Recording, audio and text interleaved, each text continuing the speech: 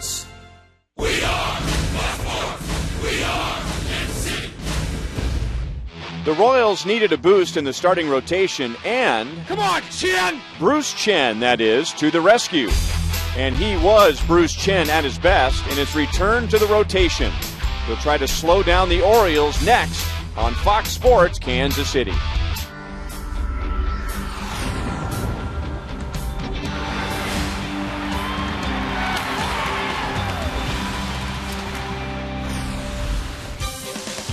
Royals baseball comes to you from Kauffman Stadium, where the Royals will try and dust themselves off after losing Game 1 to the Orioles last night, 9-2.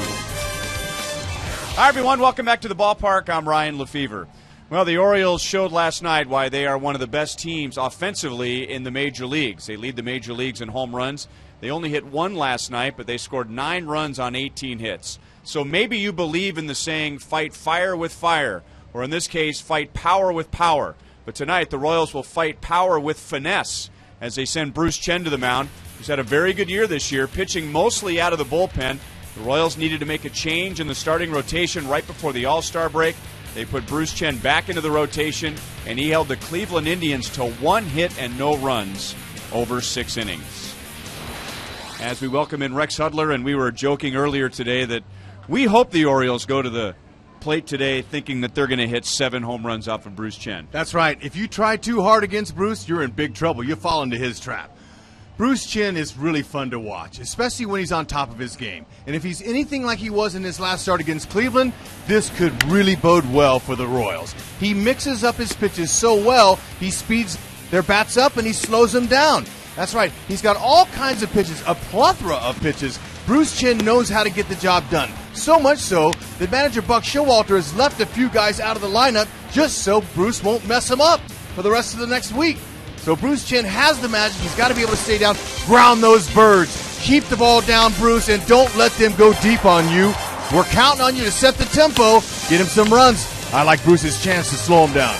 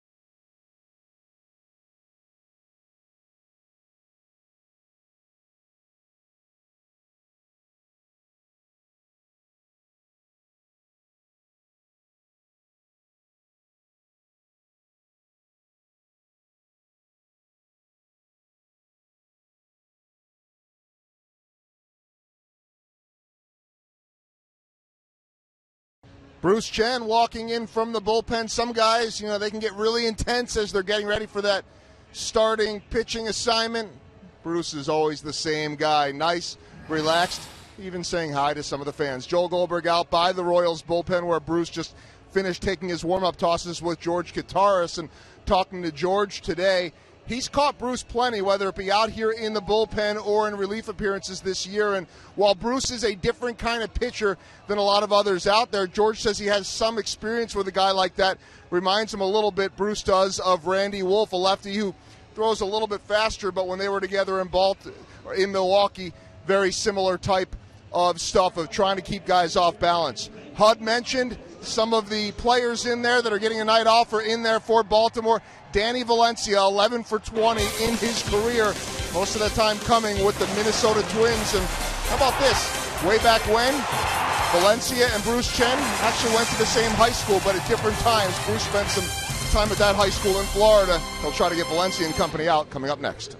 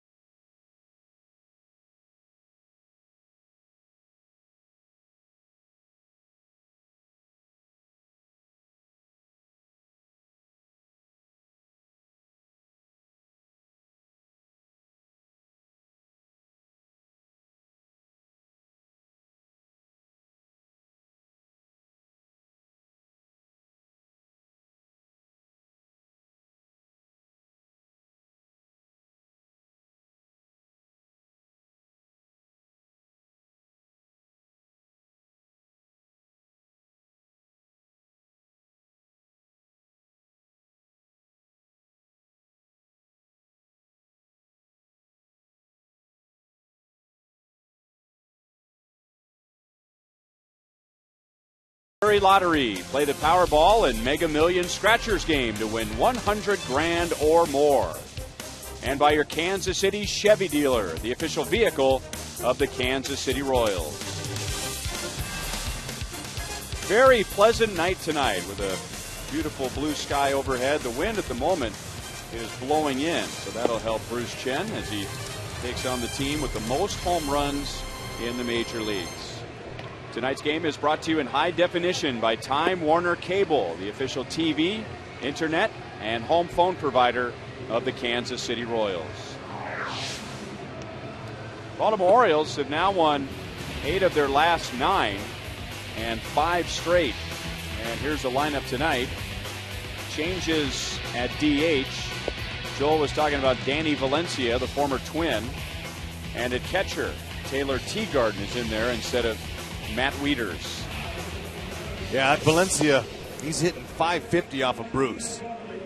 Now, Goldie, he brought that up, but you can't help it. Some of these big numbers, at times, they'll attract your attention. But Bruce, he could care less about any of those hitters and what they've done against him in the past. What are you going to do to me tonight? Well, it all depends on Bruce's delivery. He's going to slow him down. He's going to speed him up. He's going to use arm angles, drop his arm angle. He's going to throw everything but the kitchen sink. Altogether, I'm going to say 7 to 8 pitches he's got to offer. However, it's important that he gets ahead so then he can tease him with the breaking balls. Nate McLouth opened the game last night with a walk. Came around to score. And Bruce throws a strike. McLouth was on base 5 times last night. He came to the plate 6 times. He had 2 hits. He had a couple of walks. 3 walks, actually. A triple and a run scored.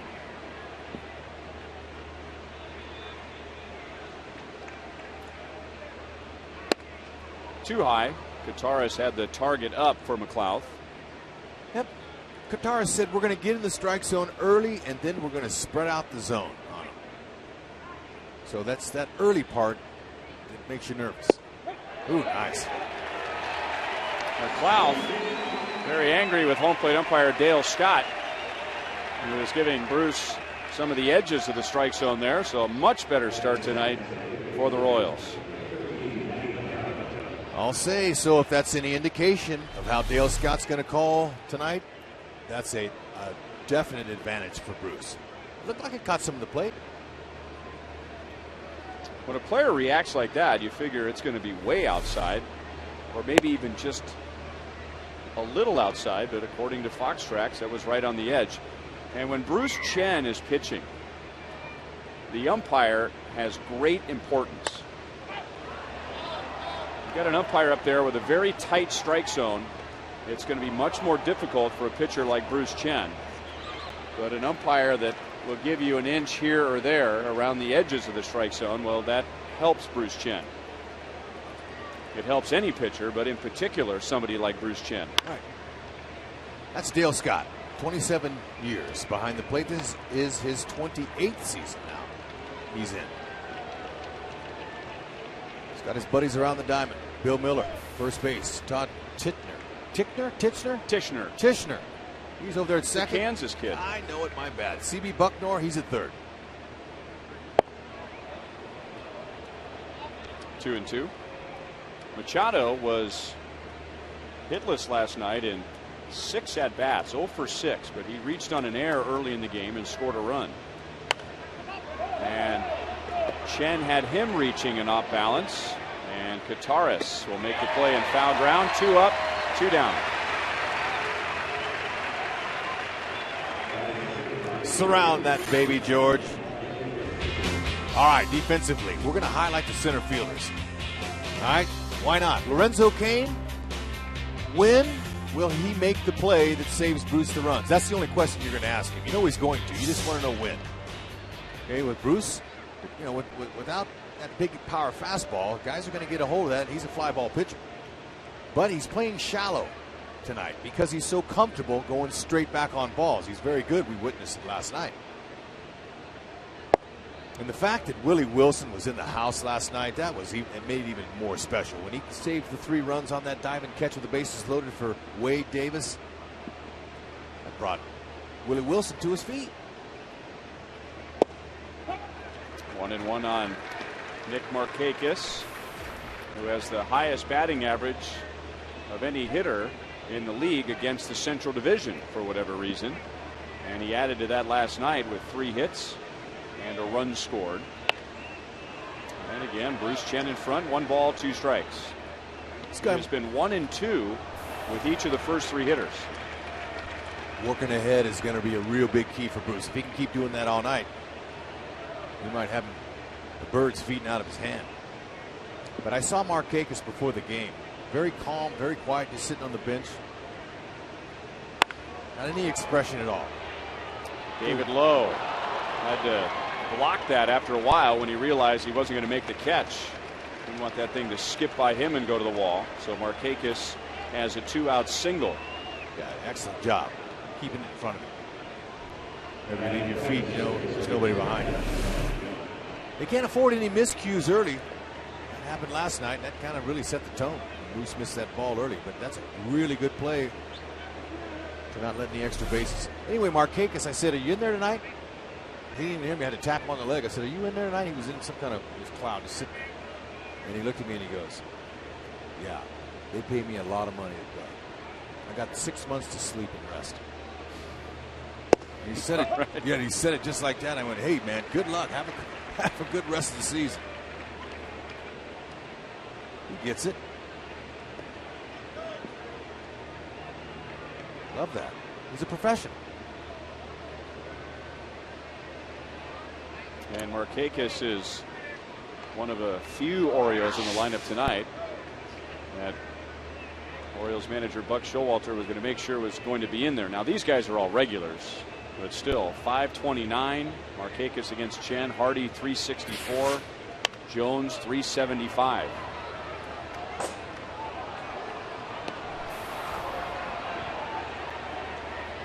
Two hits and a run scored last night for Adam Jones.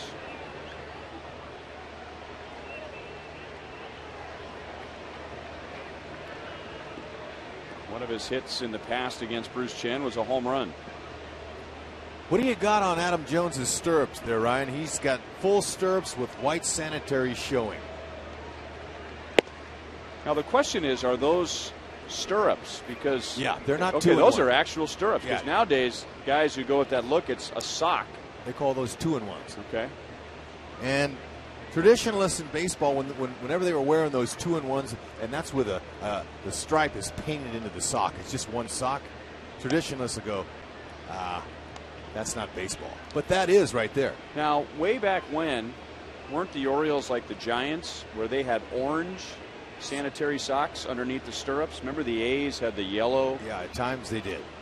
And then, but they had orange around the tops of the black. So it really stood out. But Adam Jones stands out when he wears those, and everybody else just wears those pants all the way down to their shoe tops. I like it. It's old school look.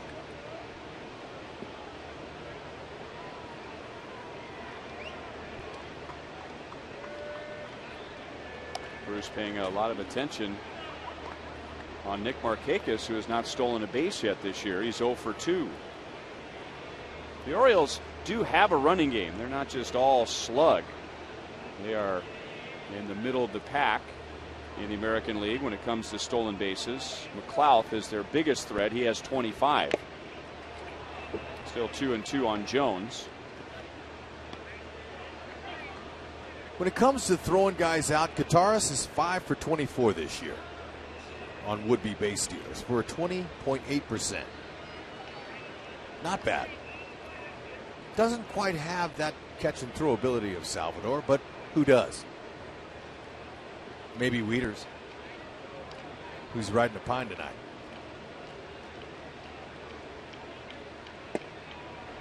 Outside, 3-2. Jones hardly ever walks.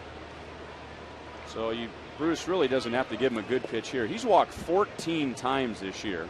And at one point this season, he went 43 games without a walk. May the 18th until the 4th of July, Adam Jones went without a walk. I love that. I'm sorry. He's a hacker. If he wanted to walk, he probably would have been a mailman. Be careful, Bruce. There you go. And Moustakas plays the second hop and throws to Hosmer. And that completes a scoreless first inning for Bruce Chen.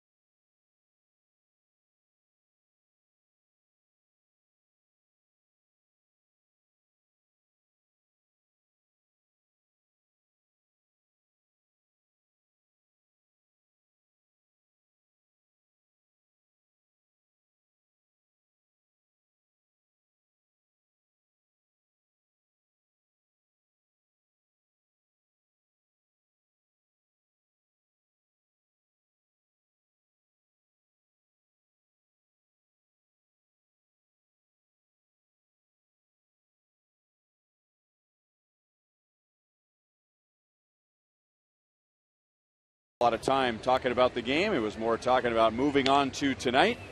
And here's how he has the Royals lined up against right-hander Jason Hamill. Salvador Perez is getting the game off, so Lorenzo Cain moves up, and he will bat third, coming up a 9-game hitting streak. Hey, you know what? Go with your hot guys at the top. My picks to click, possible bus drivers, could be Kataris. You know he's going to sit on something and try to hook that pole down the right field line. And I'm hoping Chris Getz can have a game for confidence and maybe draw the pin from Ned Yost to get to more playing time. But you got to produce.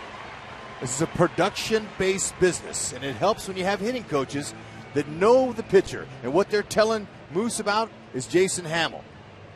Hamill's got a 2-seam fastball. He's going to keep it down. He's kind of an average right-hander, your typical righty. 90 to 93, maybe a 94, slider, curve, and a changeup. His job is strike one, keep the ball down, and mix him. Stay on the downhill plane. He's had a rough go this year. So you want to keep him down.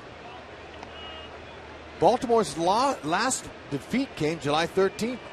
Where Hamill allowed 6 runs and 10 hits over 6 innings of a 7-3 loss at Toronto. He hasn't won since beating Washington back in May. Oh! That ground ball ate up Roberts, who started looking toward the outfield for it, and it was down by his feet. So he turned away, and Alex Gordon ends up with a base hit. He'll take that home cooking. But big league second baseman make that play. Roberts just got caught. That's a top spin that bounces 2 feet in front of you. One of the toughest plays, maybe 3 feet in front of you. And he totally whiffed it. Wow. He did. That's kind of rough. You know what? Brian Roberts, he should be able to make a play like that. Come on. Keep that ball in front of you, square it up, and throw the guy out. Well, he did stay in front of it, didn't he? Anyway, I'm happy you dropped a whiff on him. I'm happy they gave Alex a hit on it. But if he whiffed on it, then it would be an error. You know, I mean. All right, I'll change my word. He clanked it.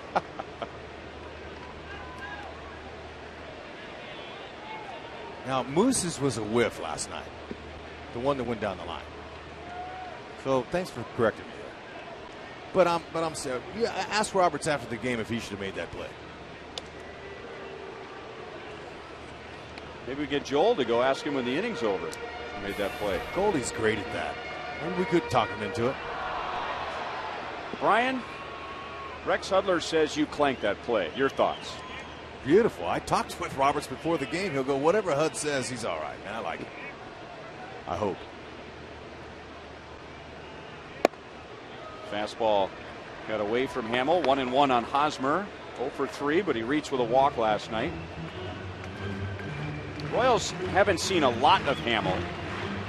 This is his 5th career start. But nobody in the lineup tonight has more than 9 at-bats. In fact, there are 3 Royals in there tonight who have never faced him before. Breaking balls in for a strike. 1-2 on Hosmer. He's given up 19 home runs this year. That's 10th in the league. Righties have hit 7. Lefties have hit 12. Last 8 starts, not very good. He has not won since May the 27th.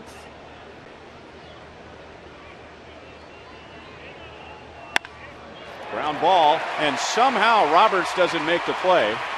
It's into right field. Now that's a hit. That's a knock. 2 on, nobody out in the first inning. You see, now Roberts is talking to Gordon right now at second base about that. But Hosmer down in the count 1-2. Got him a pitch that's elevated, and that's been one of the issues for Jason Hamill. Keep the ball down.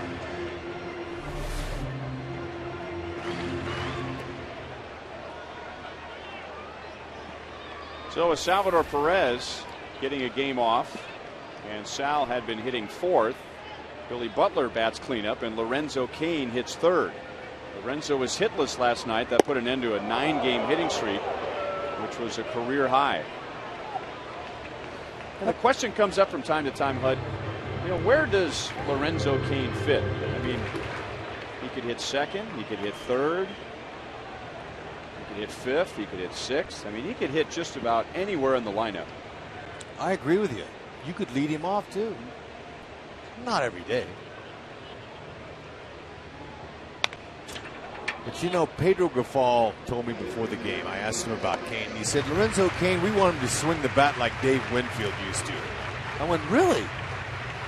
He goes, forget about the Hall of Fame stature. Just the way Dave Winfield used to take a hack and Hud, he would come straight down through the ball like he's chopping wood. And he had a downward hack and it was dangerous. And I said, I remember. He was a teammate of mine, and when he took batting practice, I didn't want to take any ground balls because I was afraid he's going to hurt me. They want Lorenzo Kane to swing with that type of authority. They believe he can. Just inside with a breaking ball, 2-1. Now, he wasn't comparing him to the Hall of Famer, Dave Winfield. He just talked about the way Winfield would come down through the ball and take a vicious hack at 6'8", and all them long arms that Dave Winfield had. What a great athlete. Two of them.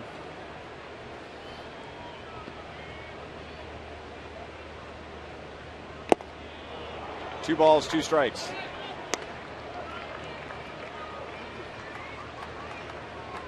Lorenzo is one of the Royals who has never faced Jason Hamill before. Hamill was traded to the Orioles a couple of years ago from the Rockies for Jeremy Guthrie, actually before last season.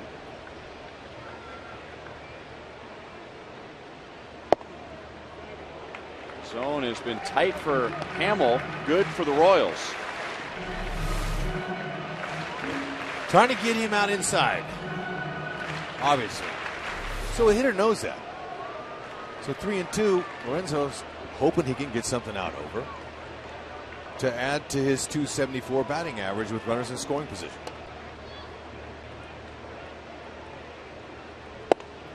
And ball four. The bases are loaded with nobody out.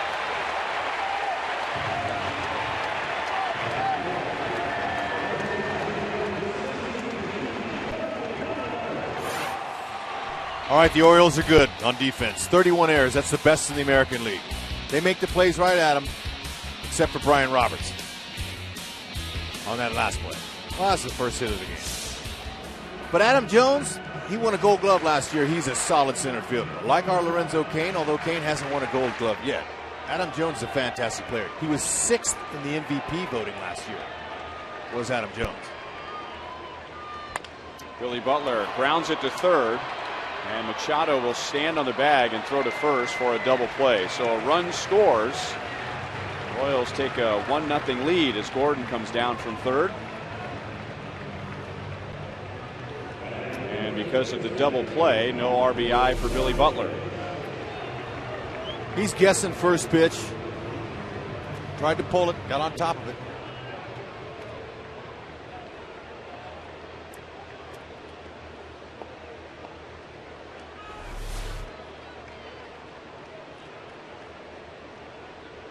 So now Billy hopes that Mike Moustakas could pick him up. Moustakas was 1 for 4 last night as Hamill still having trouble with his breaking ball. That got away from him again.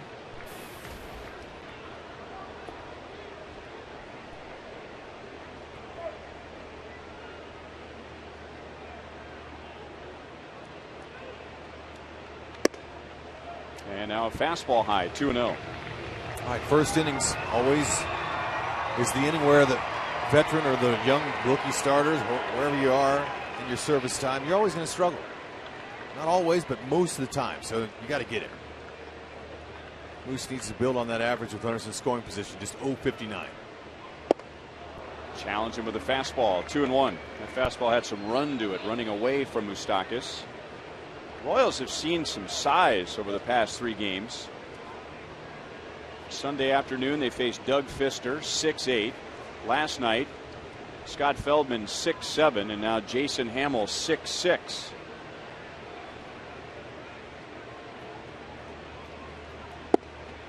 And a slider caught the outside, 2-2.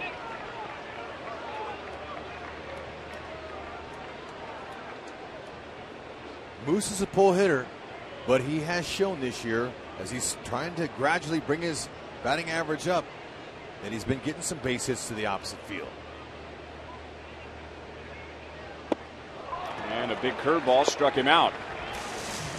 So the Royals get a run. They have the bases loaded, nobody out. So somewhat of a victory for Hamill.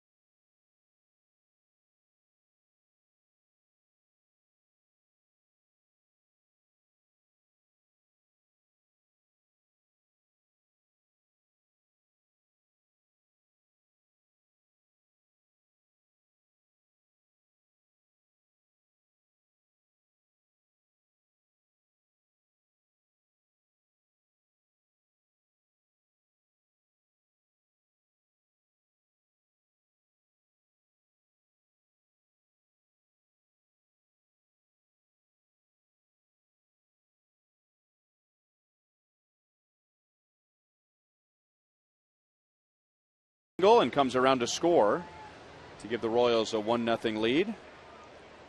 And he has some challenges in the outfield, not big ones, but the remaining sunlight is in left field and left center. Can present some difficulties on a line drive in that area, running from the shadows into the bright sunlight. Those are the elements of the game, along with the most important thing that affects baseball outside of moisture and rain is the wind. Slight breeze blowing out to right field. Slight. This guy hitting doesn't need any wind. He can hit a home run in a hurricane. Fortunately, we don't have any of those around here. And he beats the shift as the Royals had 3 on the right side. Chris Davis opens the second inning with a base hit, his 3rd hit of the series. And whether you're talking about 37 home run Chris Davis or the years before that, he likes hitting here. His career batting average at Kauffman Stadium in 11 games is over 400, and he's driven in 8 runs, including 3 last night.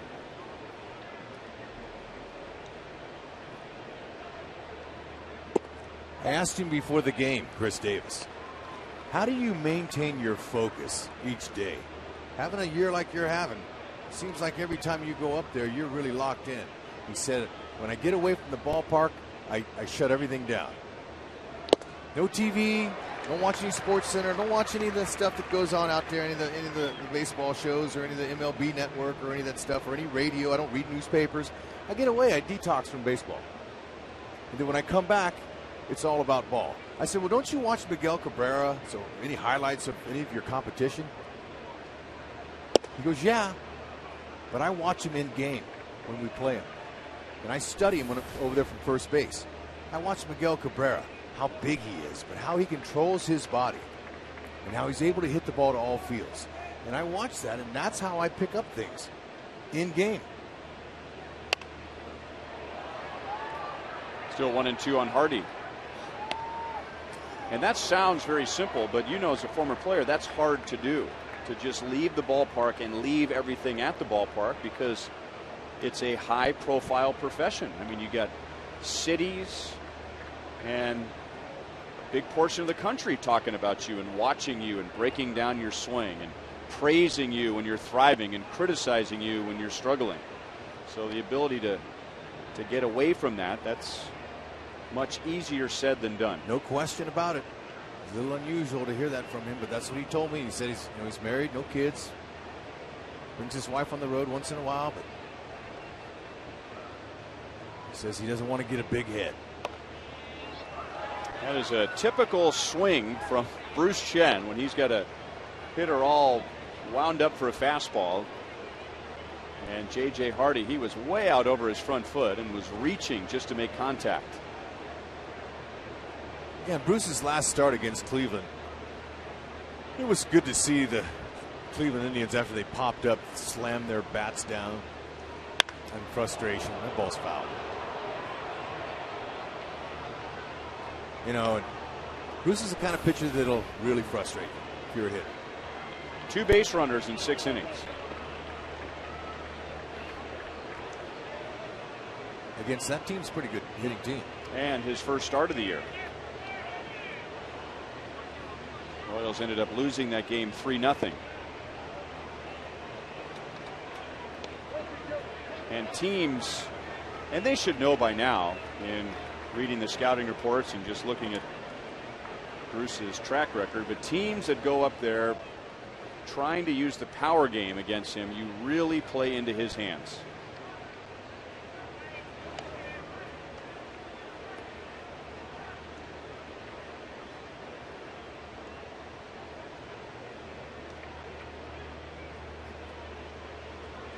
Three hits, a home run, 3 RBIs for J.J. Hardy last night. Now it's interesting, Bruce sometimes will get locked in on a runner. And in the first inning, it was Markakis who was 0 for 2 in stolen base attempts. And we're right around the 100 game mark of the season. And now Davis is 0 for 1 in stolen base attempts. As Hardy gets it into deep left center field, and Kane running into that sunlight. Davis was more than halfway, so he returns to first base, and that's out number 1.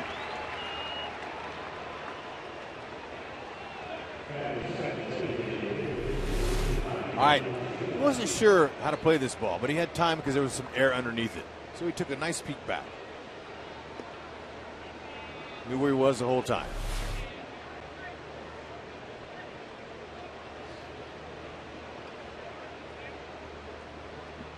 And now Danny Valencia. Gosh, it just seems like yesterday he was the Minnesota Twins' third baseman of the future. Last year, after getting off to a slow start, they sent him to AAA. Next thing you knew, they had traded him away to the Boston Red Sox, and now with the Baltimore Orioles. It's a production-based business. And if you're not producing, they show you the door. And when you have a lot of strikeouts, not a lot of contact, that's what troubled Valencia. But he hadn't any trouble against Bruce, though. We talked about that before the game.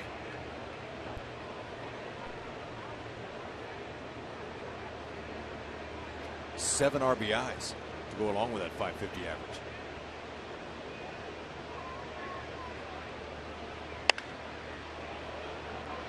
Shallow right field. David Lowe is waiting for it. 2 down in the second inning.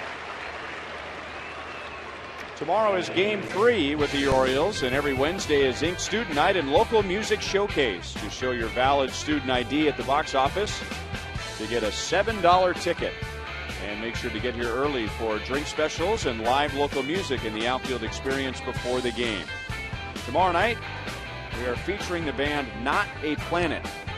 Go to Royals.com/student night for tickets. Brian Roberts takes his strike. 0 for 2 with a walk and an RBI last night.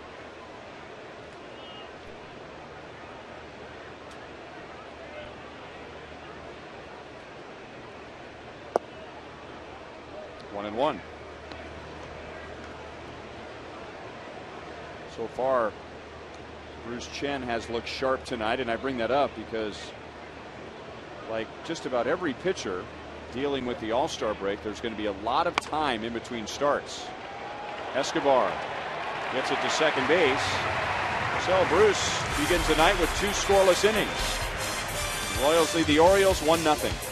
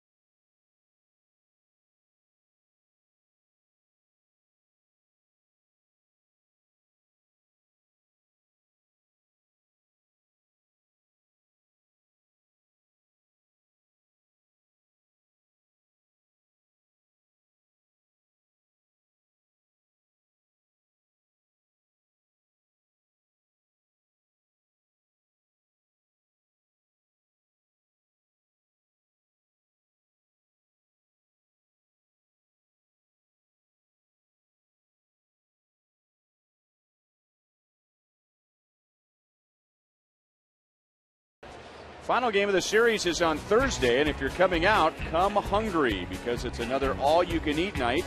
Fans can purchase specific seats, which include all the hot dogs, nachos, peanuts, pretzels, and Pepsi products you can handle for just $40.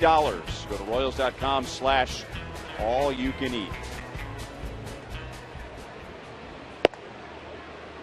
Both teams walked away from the bottom of the first inning feeling somewhat satisfied.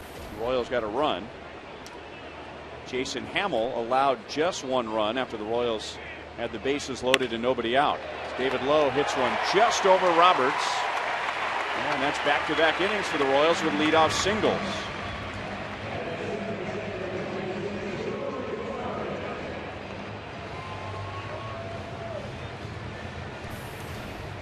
David Lowe, 2 out of 3 in stolen base attempts. The Royals are second in the American League, and you don't have to adjust your television to the Boston Red Sox. You don't see them on the top of the leaderboard when it comes to team stolen bases. Ellsbury's charged. He's ripping them off. I remember when the Red Sox acquired Johnny Damon, or they signed Johnny Damon as a free agent. After his career with the Royals, he was traded to the A's and then signed with the Red Sox. And I remember Johnny Damon had more stolen bases with the A's the year before going to Boston than the entire Red Sox team had. George Gutierrez takes a strike. Jacoby Ellsbury has 37 stolen bases. That leads the AL.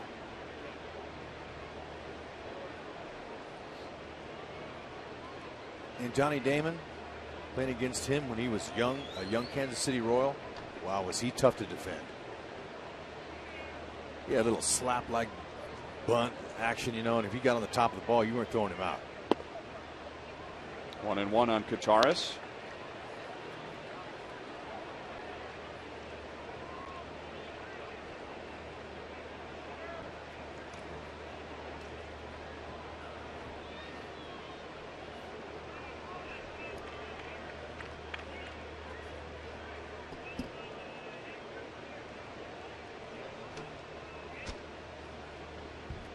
Hey, what? Gotcha.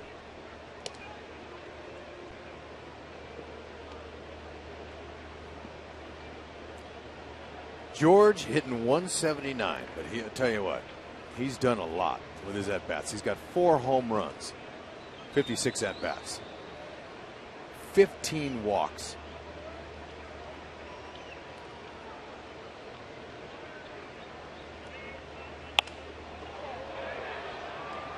Mick Markakis waiting for it in right field. And that's out number 1 in the second inning. He just missed that.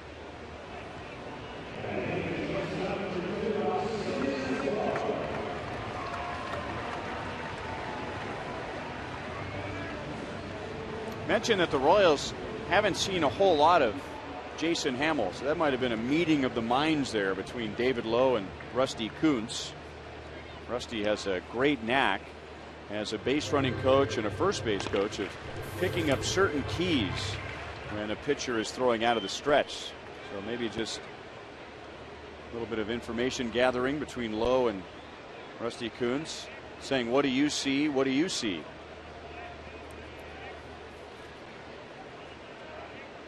Lowe is not running as Escobar shoots it through the right side. That's a base hit. David Lowe is going to head to third. Markakis has a very good arm, but Lowe beats the throw, and now Escobar has to hustle back to first.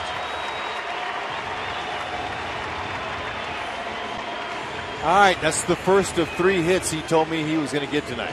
He said, I'm going to hit one to right field, I'm going to drag bunt one, and I'm going to pull a double down the left field line. So there's the first. Really? Let's keep an eye on him. Okay. David Lowe took a gamble there, but he did. You know what? It was a very good calculated risk. He said, all right, I got a good head of steam. I'm going to keep going. I'm going to make him throw me out. And Escobar, if that throw would have kicked off one way or the other, he would have went to second base. Like the energy on the bases. That's important to send to the opponents.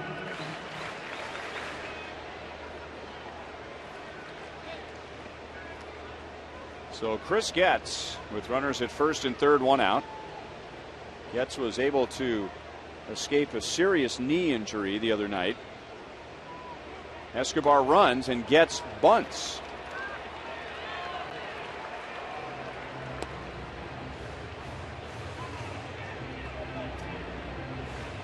Okay, if you can somehow see that runner going, you pull that bat back and you get him in scoring position. But obviously Getz didn't see him take off. Now, a lot of Ned's base runners have the green light, so there's not exactly a play there on there. So whenever a runner like Escobar, who's perfect, by the way, in stealing bases, he's 12 for 12. Whenever he feels like he can get a jump, he goes. That's called the green light.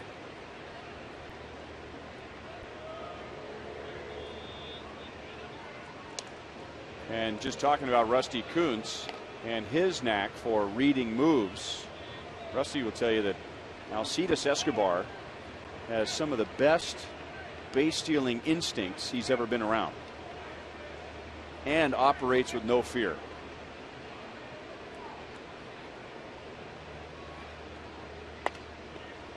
Oh, 0-2 on Getz. You know what you said there? No fear. That's how you want your base runners to play. Not afraid to make mistakes.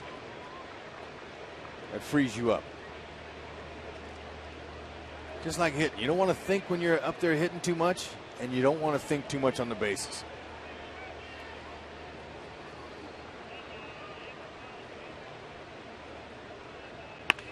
Grounded up the middle into center field for a base hit.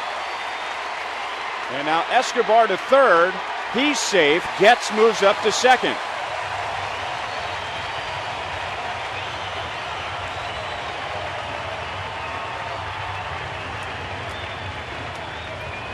Chris Getz was talking to that baseball as it went by. Hamill. He's saying, get up the middle. I need a base hit for confidence, and our team needs another run. Good effort by Roberts. Better piece of hitting by Getzy. And Escobar, they're pushing the plate. I love it. They're moving it. They're aggressive tonight. And with Getz going to second base, no chance for a ground ball double play, and it puts 2 runners in scoring position for Alex Gordon.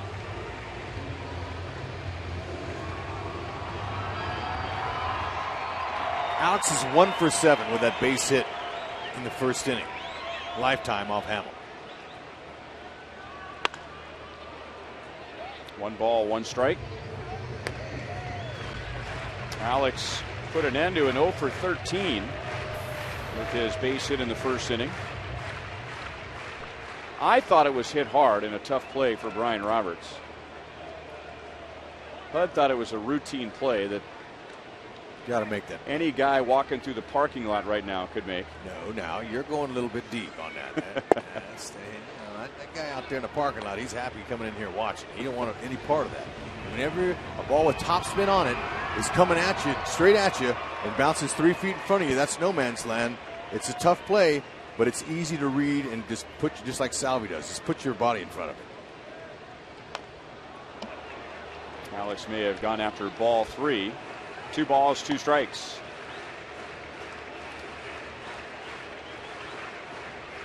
Alex is hitting .277, but .366 with runners in scoring position. He's got 2 out there right now. Escobar just looked at Getz and said, hey, I'm going on contact on the ground. Good block by Teagarden, full count.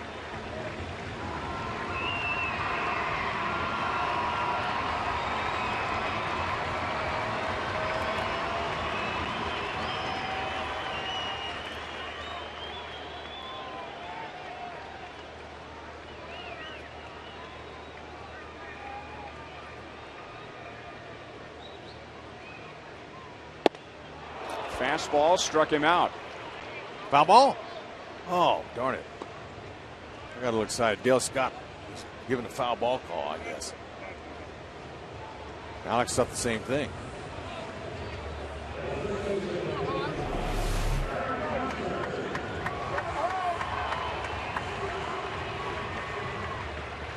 His backswing hit Teagarden's glove and he dropped it. That's what happened. Well, what about the hands in the air, though? I mean, isn't that signaling dead ball? I thought so. That's what I went off of. I thought he was going to get another chance, but Hosmer's going to pick him up here. Over the inside, and Hosmer singled to right in the first inning.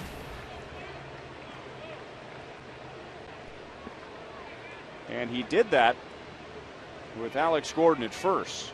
So there was a bigger hole on the right side then, and now the Orioles have closed that up with runners at second and third.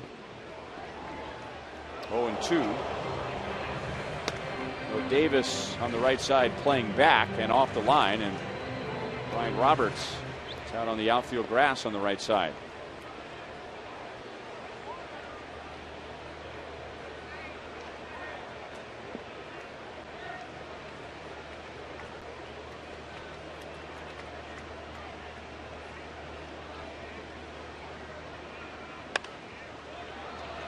Fouled away, still 0-2.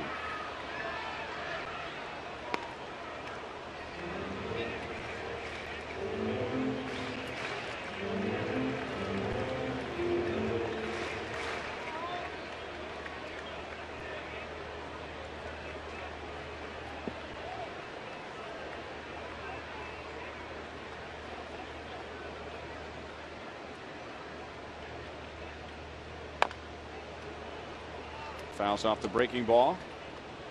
Eric Hosmer has been tinkering a little bit with his stance. Earlier in the season, he's a little more upright, had a high flamingo leg kick, that's what they call it, to load up his lower half.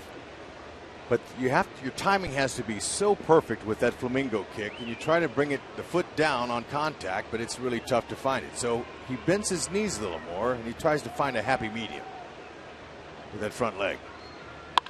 That breaking ball is lined right to Davis. So again, a little bit of satisfaction on both sides. The Royals add a run, and Hamill limits the Royals to just 1 run. 2-0 KC.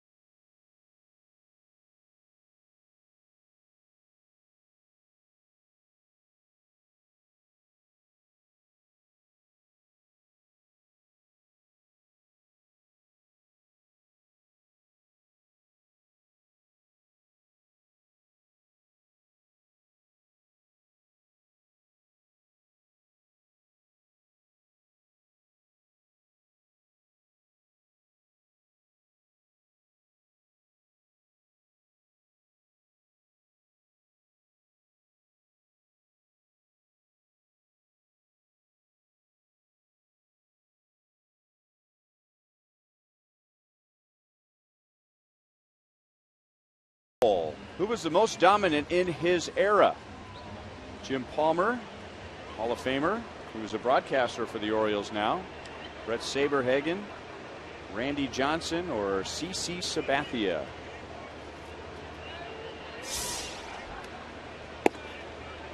Great question, especially since Jim Palmer is in the house at the K here.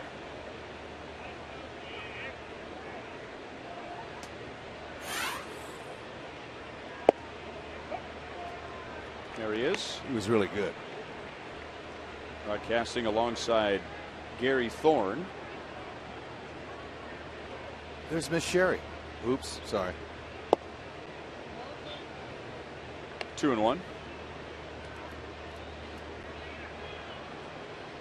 Well, you say Jim Palmer. Is that your answer? Is that who you're going with? No.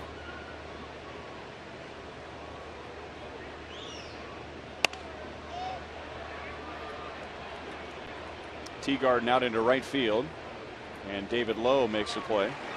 I would think that any pitcher that would lead to a major league hitter doing a curtsy on the field would have to be most dominant in his era, right?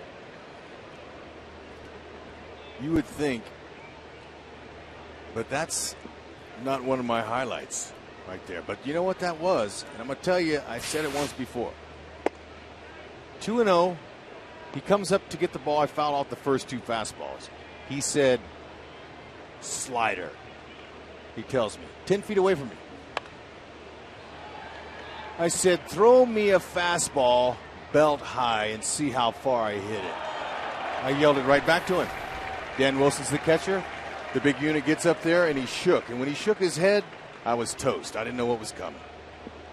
So you were actually directing the curtsy at him. Exactly. Saying he was not being a man by throwing you and challenging you with a fastball. That's right. And you notice how skin tight the uniforms we wore back then. No, I didn't notice that. Did anybody else notice that? Well, it's because I was looking for some material to grab and to curtsy, but I couldn't. I apologized to my manager after the game, Marcel Latchman. Latch, sorry about what I did there. He goes, Hud, I wondered what that was. I said, that was a personal thing between him and I. But he was very dominant. Hosmer climbing up on the tarp. Why not? Beautiful. Take it if you can. It's in play.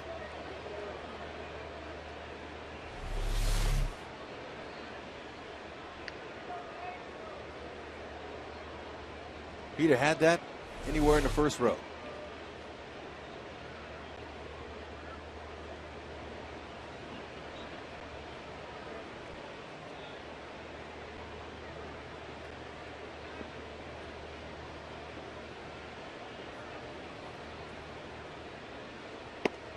There's that little floater at 69. He'll back that all the way down to 60.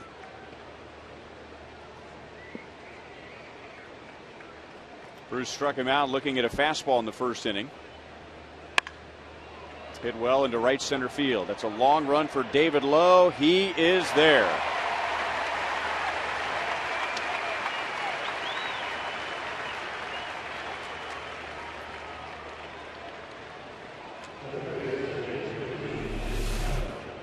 Okay, elevation. McLeod got underneath it. Would you call that a fly ball or a line drive? Somewhere in between. Okay. Either or. Just checking. Everyone scores differently. Big ballpark. Bruce is a fly ball pitcher, so he'll keep the outfielders busy. And Machado thinking about a bunt. 2 years ago, Bruce Chen was the Royals Pitcher of the Year, and at the awards banquet during the offseason, before he received the award, there were a whole bunch of defensive highlights. And there's a fly ball. This is not playable, and Manny Machado puts an end to an 0 for 8 with his first hit of the series, his 8th home run of the year, and now it's a 2-1 game. Just the second home run to a right-handed batter that Bruce has given up. Machado's 8th. Let's see where it was. Inner half, knee high. Just caught it right.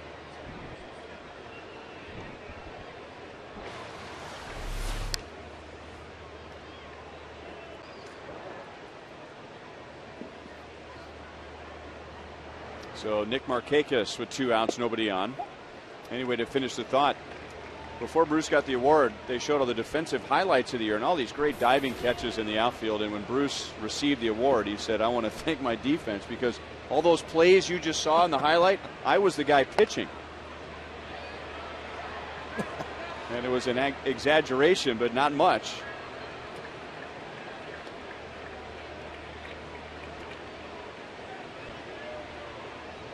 Nope. You know, outfielders, they're there to run down mistakes. Some of them, though, aren't mistakes. You got to give the hitter some credit. Now, Machado, he hits the ball really where it's pitched. They think he's going to be a 25, maybe a 30 home run guy one day in his career. But right now, he's pretty confident staying gap to gap and hitting doubles.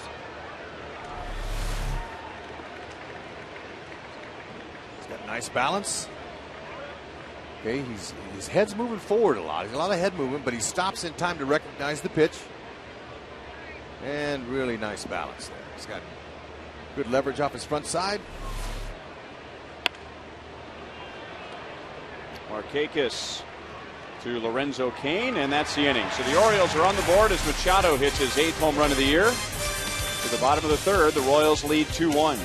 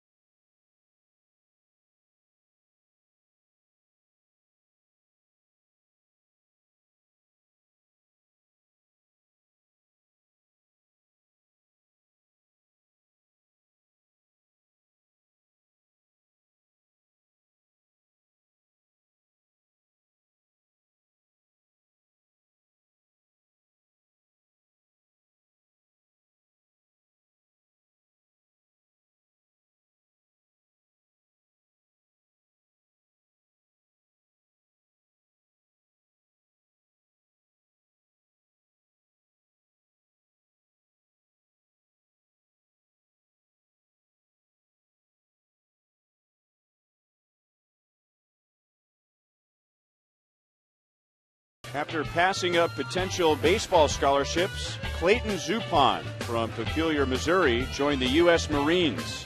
And during his second deployment to the Middle East, doctors discovered a plum-sized tumor in his brain and eventually another on his spine, giving him less than a year to live.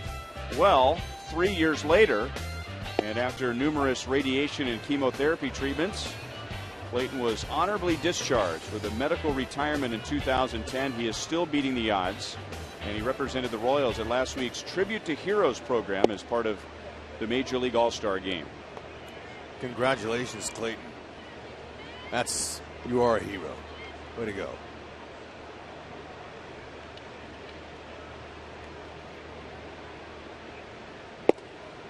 Thank you for your service. As so many people here in this Kansas City area, a lot of veterans, a lot of active duty officers, and I love how they really lift them up here at the K. Base hit right side. Boy, the Royals are really wearing out the right side tonight. Cain's on for a second time. So that is the 5th hit for the Royals to the right side of the field. 5 of their 6 hits. You know, for a guy like Cain who loves that ball middle in, this is what you have in the back of your mind. I'm going to shoot him to right if he gives me an opportunity. And the ball was elevated. You see it very well when it's up.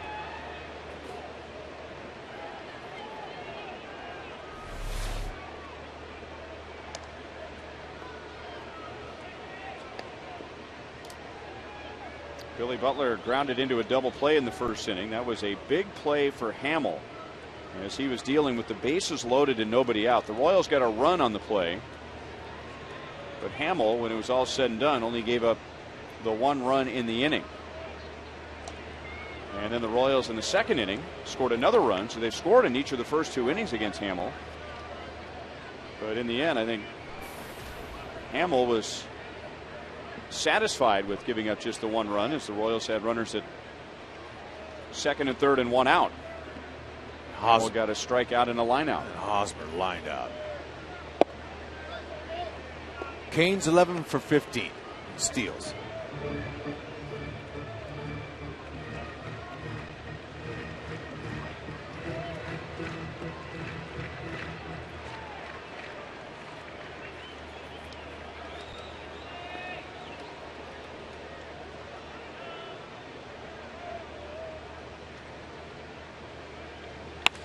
And Billy lines it into left center field.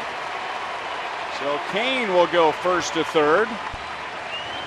And here come the Royals again. Runners at the corners with nobody out.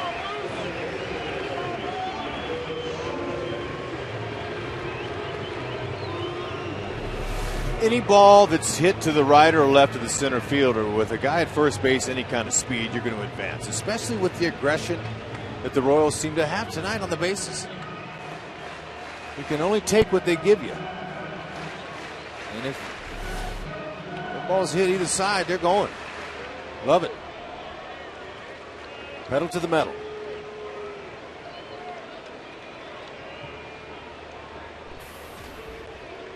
So an RBI spot for Mike Moustakas. Hamill got him with a curveball in the first inning. Curveball that was down and in. That was a pitch that Doug Fister really used a lot to Moustakas on Sunday afternoon.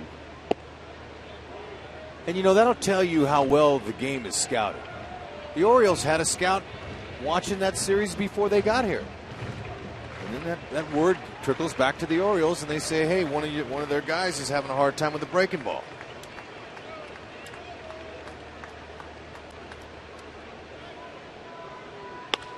Changeup lined up the right field line and down into the corner. Billy Butler will be held at third, and Mike Moustakas has an RBI double, and now the Royals have scored in 3 straight innings.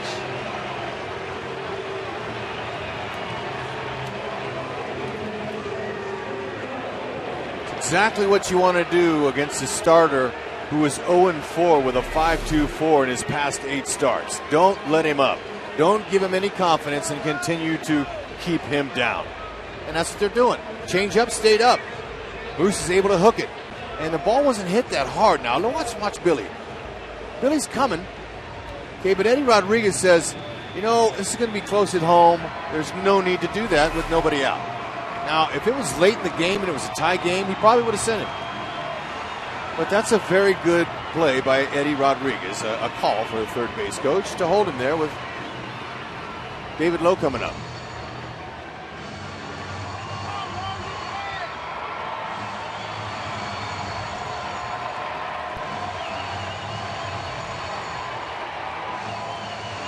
See if David Lowe can knock in a run with no outs. He's used to doing it with 2.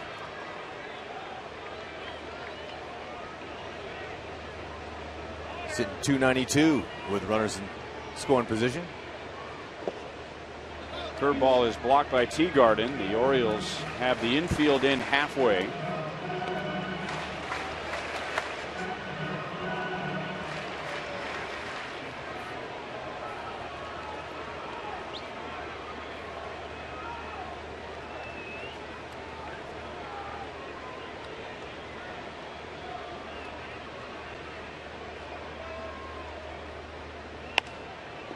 Got it in on him. Hardy makes the play. So second and third, 1 out.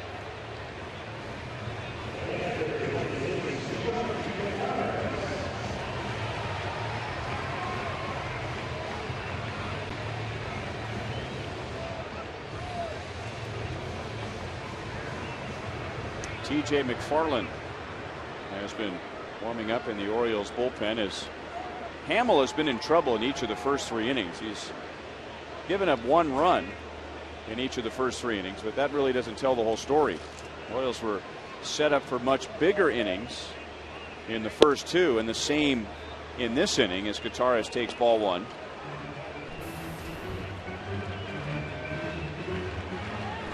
Royals have 8 hits already, and there's 1 out in the 3rd inning.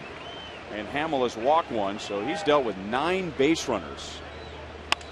There's a line drive that's caught by Hardy. So Gutierrez is out, 2 down. Rats. Good play by Moose to get back to second.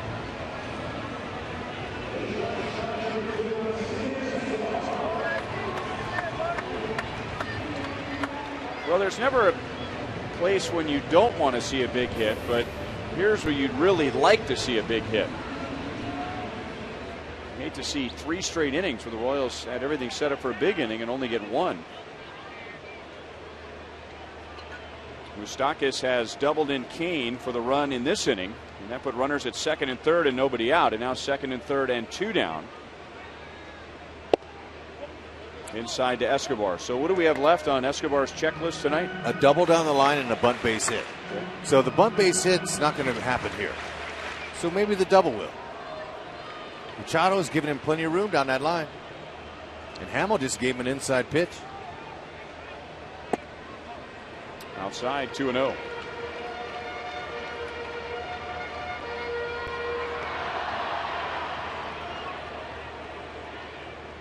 How about that? They've already had 8 opportunities with runners in scoring position, and we're not even done with the 3rd inning. So that's how difficult it's been for Jason Hamill tonight. And he's had a bad time with Escobar. Escobar is 5 out of 10 against his pitcher. Ooh, almost.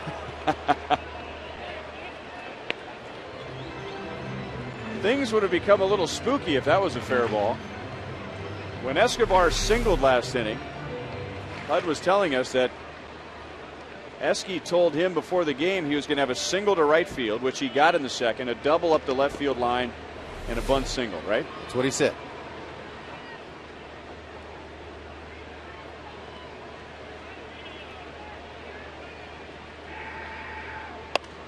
Line right to Roberts. So some tough luck outs in the inning as Gutierrez and Escobar line out. The Royals get another run on the Moustakas double. And at the end of 3, the Royals lead 3-1.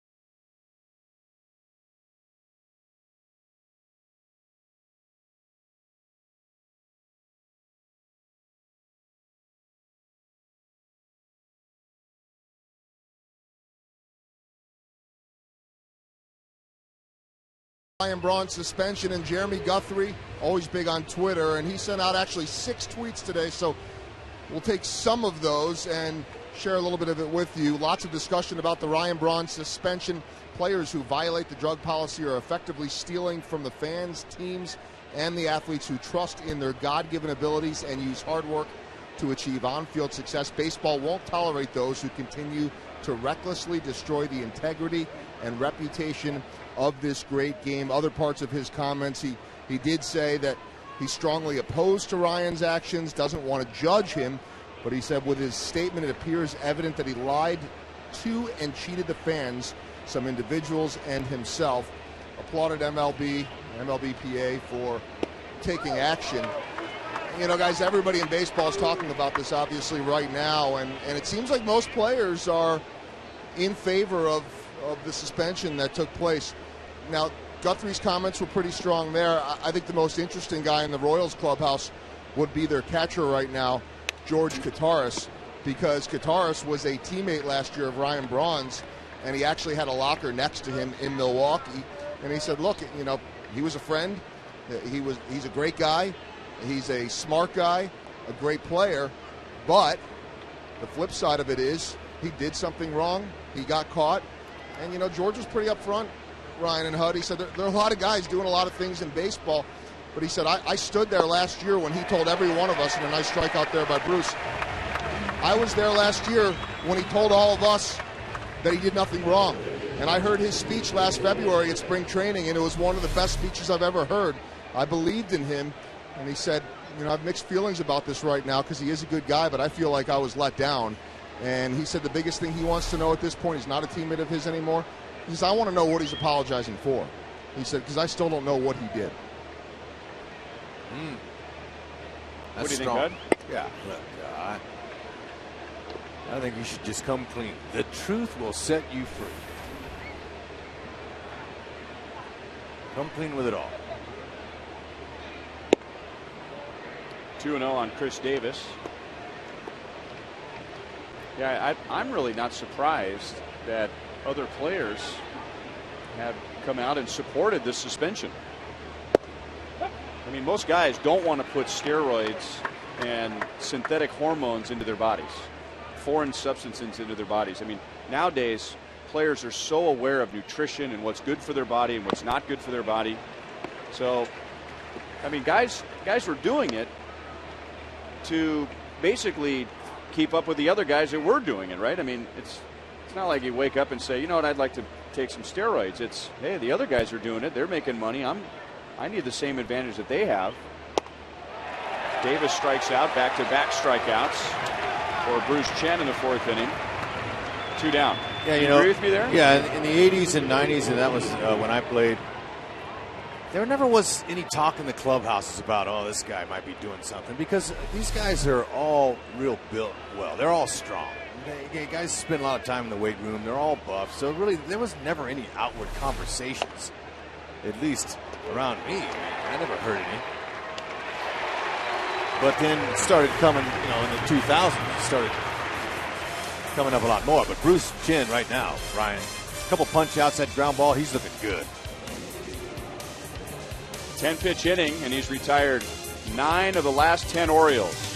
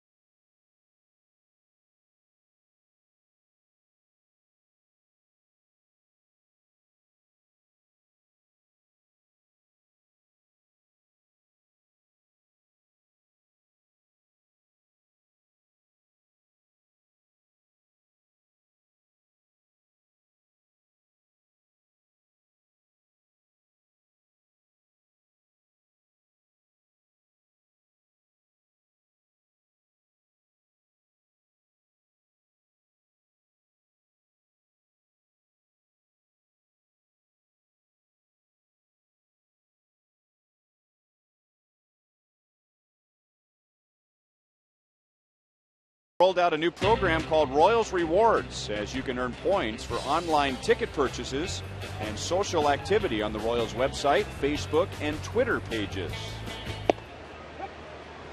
You can then redeem points for prizes and special experiences. Create your profile now at royalsrewards.com to start earning points. Chris Getz, right center field. Markakis over to make the play. Getz drove in a run with a single in the second inning and now lines out to right. So I'll say it again. I think both sides right now feel pretty good. Not great. Royals feel pretty good because they have a 3-1 lead as they bat in the bottom of the fourth inning. And all things considered, I would think the Orioles and Jason Hamill feel pretty good that it's only 3-1 to this point. Yeah, you would think. Hamill's living right. Those line drives. That's 3 line drives that saved 4 runs. Last 2 innings.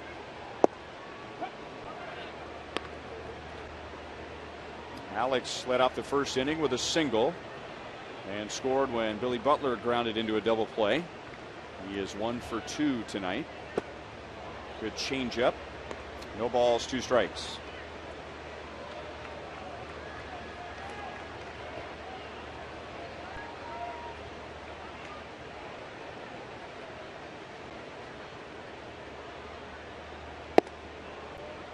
That's the pitch that has betrayed Hamill more than any other, his fastball.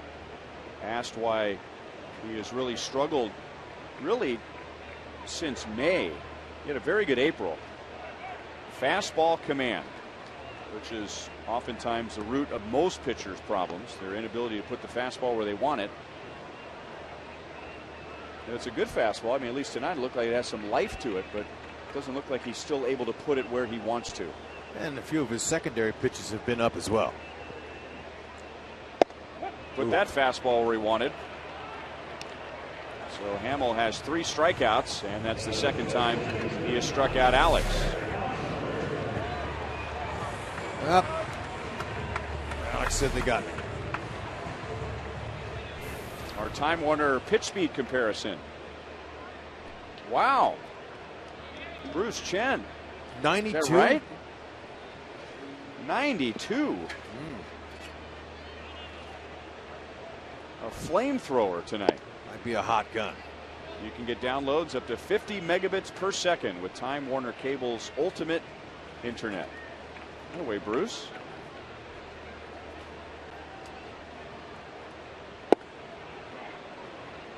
Just inside with a slider. 2-0 on Hosmer, who hit one right on the nose in the second inning, but lined out to Davis at first base. Eric also singled in the first inning.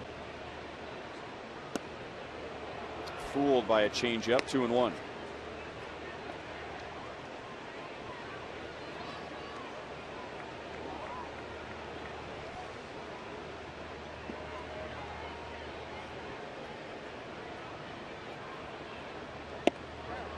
And another changeup. So a changeup down and in, followed by a changeup up and away.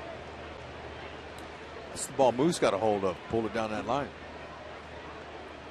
Wasn't quite as elevated as that last one, but when it's up, it looks good. Just missed the corner. 3-2.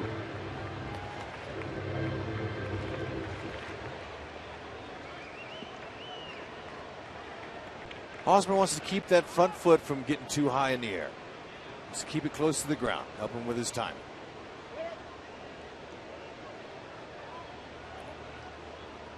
Hitters make adjustments, pitchers make adjustments in this game of baseball. And the adjustments sometimes are pitch to pitch and at bat to at bat. But usually they're not big drastic moves. Left center field and fading, and it drops for a base hit as Jones cuts in front of McLeod, and it's a 2-hit game for Eric Hosmer.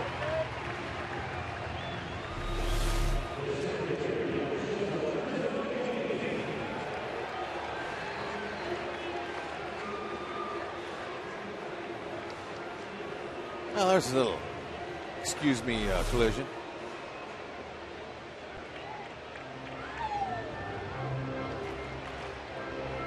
Adam Jones a few years ago here had a heads-up play in left center field. Some fans might remember a ball that wedged in the padding. Lorenzo Cain takes strike one. Sam Abramson ready with it right away. Now this would have been a triple, but in a game that was very close. Now Adam Jones could have easily pulled that ball out, but he threw his hands in the air. And Mike Aviles ended up with a double, not a triple. A run did not score. Oh, man. And ended up leading to the Orioles winning the game. Force out at second base. So the Royals get a base hit with 2 outs. They are scoreless for the first time tonight. And at the end of 4, the Royals lead Hamill and the Orioles 3-1.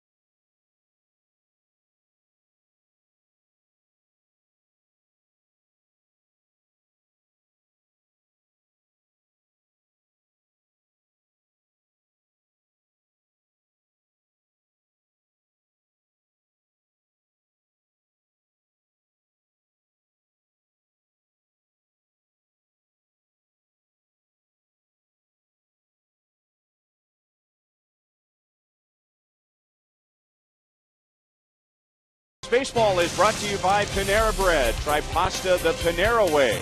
Live consciously, eat deliciously. By Ford. See the new F-150 at your Midwest Ford dealer today. And by ATT Uverse TV.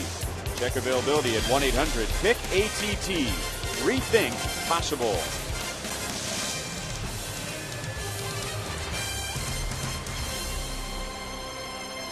Fifth inning, Royals scored in each of the first 3 innings against Jason Hamill. The Orioles have 1 run against Bruce Chen, who misses high to Danny Valencia. Bruce has given up 1 run, 3 hits. He's retired 9 of the last 10. And the one man that reached was a home run hit by Manny Machado in the 3rd inning.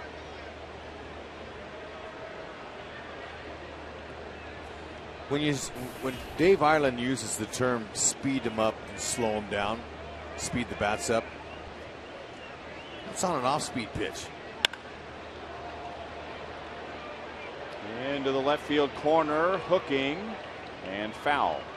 Off-speed pitches speed the bats up, and then when he gets the hitter looking for the off-speed, he throws that upper 80s fastball, and that slows the bat down. They're behind it. That's what he means by that. Speed him up, slow him down. And Bruce is a master at that. Dave Ireland doing a fine job with the pitchers, relievers, starters, all of them.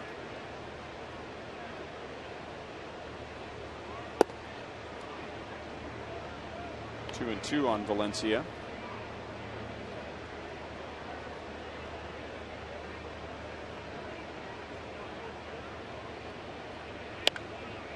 Jammed him, and Escobar got a good read, and he's out into left field to make the play. And now Bruce is retired 10 out of 11. Well, remember, if you're visiting Kansas City this summer, we've got your fun covered with the new triple play pack from the Royals, Worlds of Fun, and Drury Hotels. You can book your hotel room at druryhotels.com/triple play. And you'll have the opportunity to purchase Royals tickets and Worlds of Fun passes at a 30% discount. For a strike to Brian Roberts, who is 0 for 1.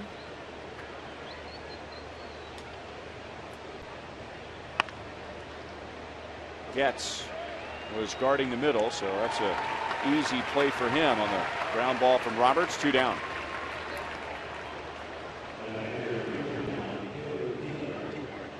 Got your thinking cap on?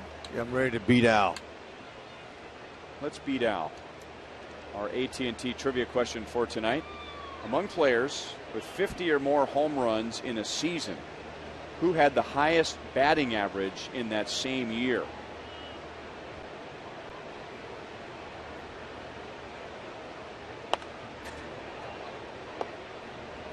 No multiple choice. Nor is it a true or false question. I'm going to say Barry Bonds, because remember all those walks? Yeah, he always hit for a high average.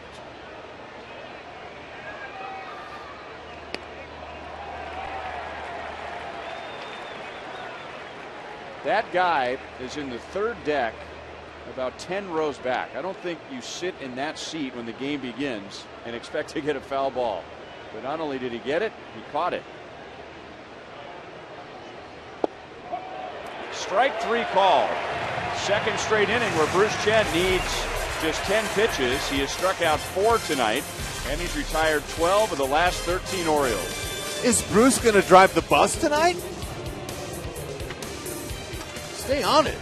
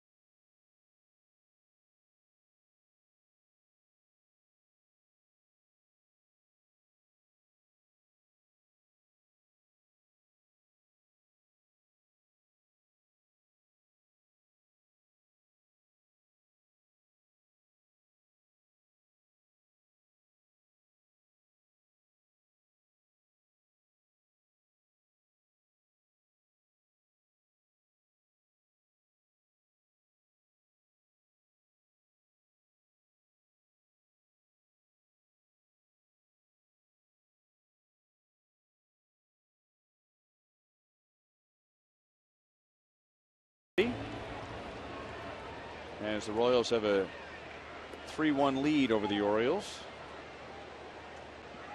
Warm, but not as oppressively hot as it was at the end of last week. Ball 1 inside to Billy Butler. Billy grounded into a double play. A run scored on that play in the first inning. It was a big pair of outs for Jason Hamill. And then Billy singled in the third. Royals scored 1 in the first, 1 in the second, 1 in the third. And then Hamill had his first scoreless inning in the fourth. 2-1.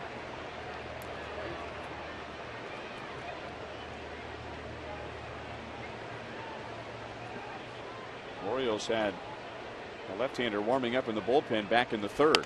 Hamill was that close to coming out.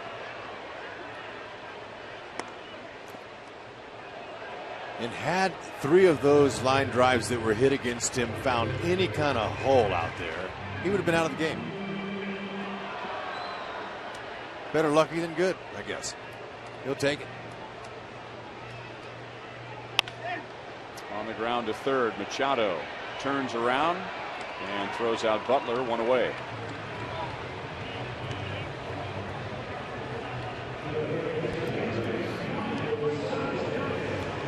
All right, I think Barry Bonds is a really good one. That probably is. How about Brady Anderson, Ken Griffey Jr., Willie Mays? I mean, there's a bunch of guys that's done that. Well, I've been told that Barry Bonds is not correct, so I have to recalculate.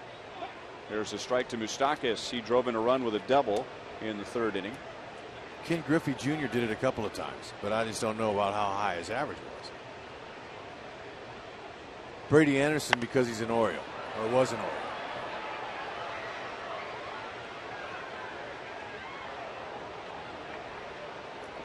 +50 home runs in a season. Who had the highest batting average in that same year? Well, Willie Mays. Hank Aaron? Hank Aaron never had a 50 home run season. That's right. All those home runs, 755, and never had a 15 home run season. Yeah, I guess you got to start combining guys with home runs and 3,000 hits. Give us an era. Okay, give us a decade. Come on, help us out a little.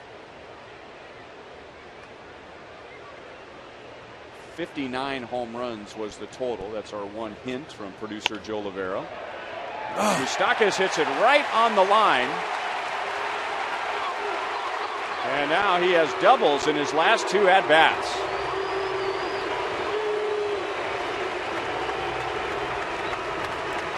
He's going good. That ball had chalk all over it. Just holding your breath to make sure that it landed fair, and it just got the chalk. On the line. Niners are in baseball.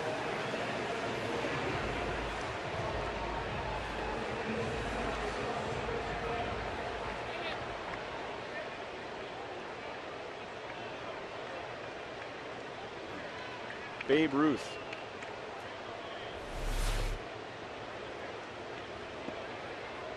In reference to the trivia question, that is. 0-1 on David Lowe.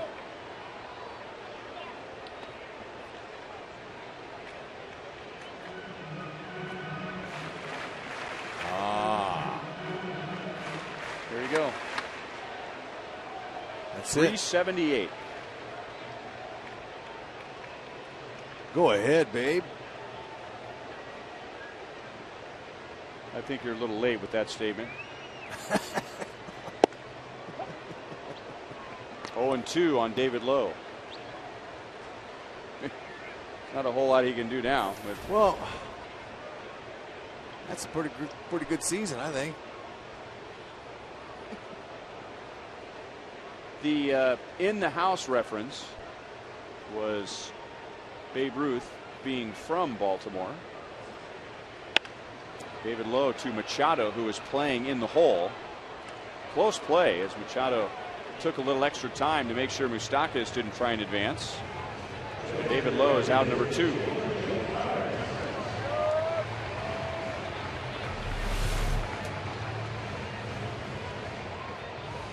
Buck Showalter, he moves Machado, his third baseman, in the hole more than I've seen any manager in the American League this season. He plays him over there all the time against left-handed hitters. Wants to take away that hole between the short and third baseman.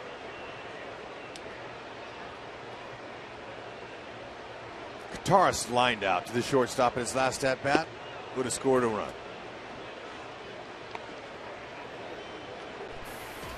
2 would have scored. There was runners at second and third.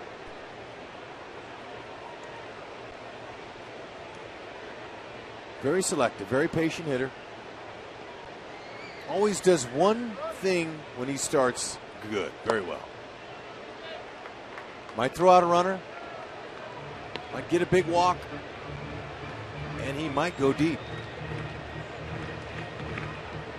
And that's the sign of a good ball player, when you play once every 2 weeks and you do one thing good. That's how hard the game is to play. especially when you don't play. 3-0.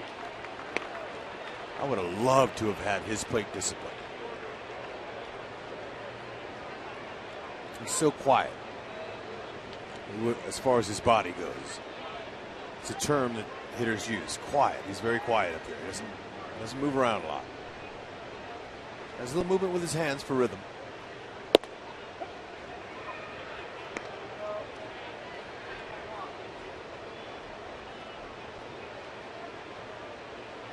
The Greek connection could come through right here. Moustakis and Kataris, they're locker mates. They've got a Greek flag hanging right between their lockers. See if he can make it happen.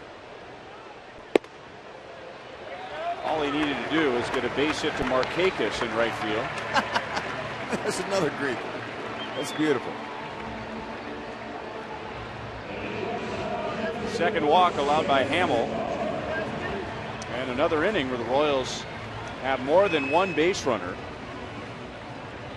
They had 3 runners in the first, 3 runners in the second, 3 runners in the third, 1 in the fourth, and now 2 in the fifth. Escobar singled to right in the second inning, and he lined to second in the third. So he's had 2 good swings against Hamill, and now in his career against Hamill, he's 5 out of 11. Slider away, 0-1.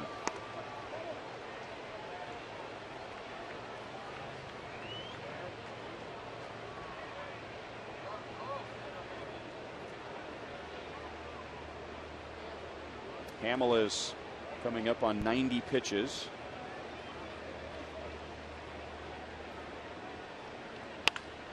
Off the end of the bat, and J.J. Hardy, who was Escobar's mentor in the Brewers organization, makes the play to end the inning. So the Royals strand 2 more. Bruce Chen back to the mound with a 3-1 lead.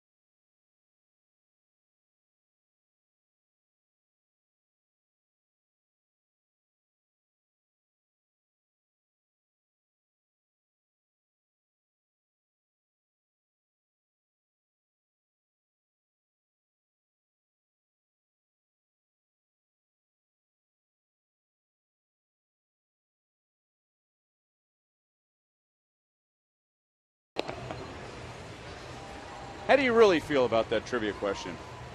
I just didn't think it was fair. I mean, it's been accomplished 40 times by 23 different players, guys that hit 50 home runs. And we're supposed to guess who had the best batting average? I did.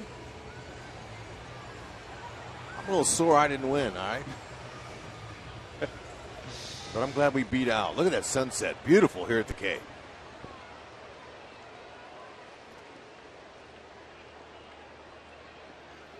Bruce Chen has been sharp again tonight, just like he was before the break against the Cleveland Indians in his return to the starting rotation. Giving up just 1 run, 3 hits. No walks. He has struck out 4. He's retired 12 of the last 13. He has retired Nate McLeod on a strikeout and a flyout to right. When Bruce Chen made his debut with the Royals, that was his 10th major league team. And one of those 10 was the Baltimore Orioles. His career high for wins is 13, and he did that in Baltimore in 2005. In 2006, he was 0-7, and then it was discovered that he had been pitching hurt and ended up having Tommy John surgery.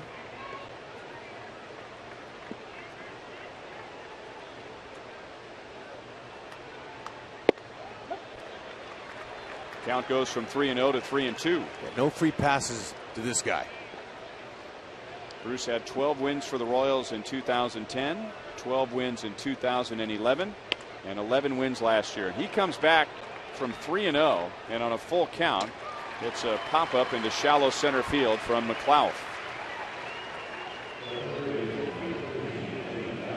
Manny Machado to the plate. He homered in the 3rd inning to put the Orioles on the board, and he is the subject of tonight's AT&T U-verse Rewind. It was Will Smith. And it was August 9th. That is Manny Machado's first major league hit.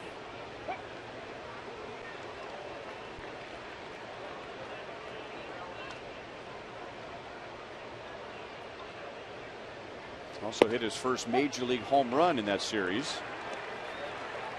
Maybe the kid gets his 3,000th hit with a triple.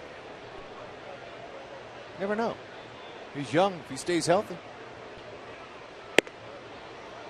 There were comparisons right away to Alex Rodriguez. Machado was a shortstop, moved to 3rd base because the Orioles already had J.J. Hardy. But, I mean, the way he's built, the way he wears his uniform, even his follow through on his swing, similar to Alex Rodriguez. He wears number 13 like Rodriguez does. Manny Machado works out with Alex Rodriguez during the offseason. 2 balls, 2 strikes.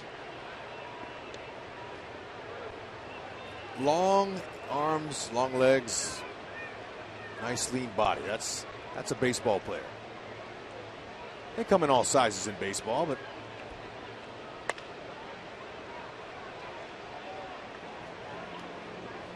and there was a time when Alex Rodriguez was built like Manny Machado is right now.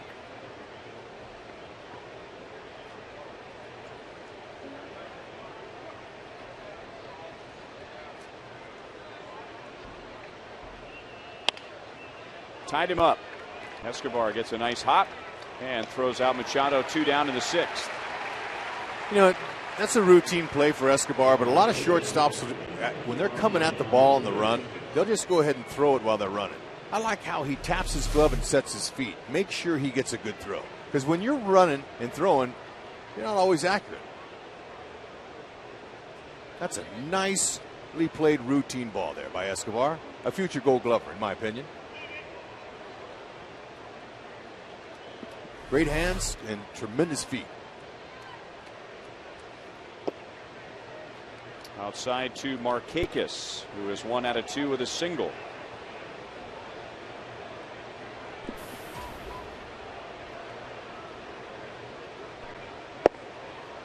Don't see many players these days who choke up on the bat like Markakis does. There was a time when many players would do that. I mean, looks like he's a good inch, 2 inches off the handle of the bat.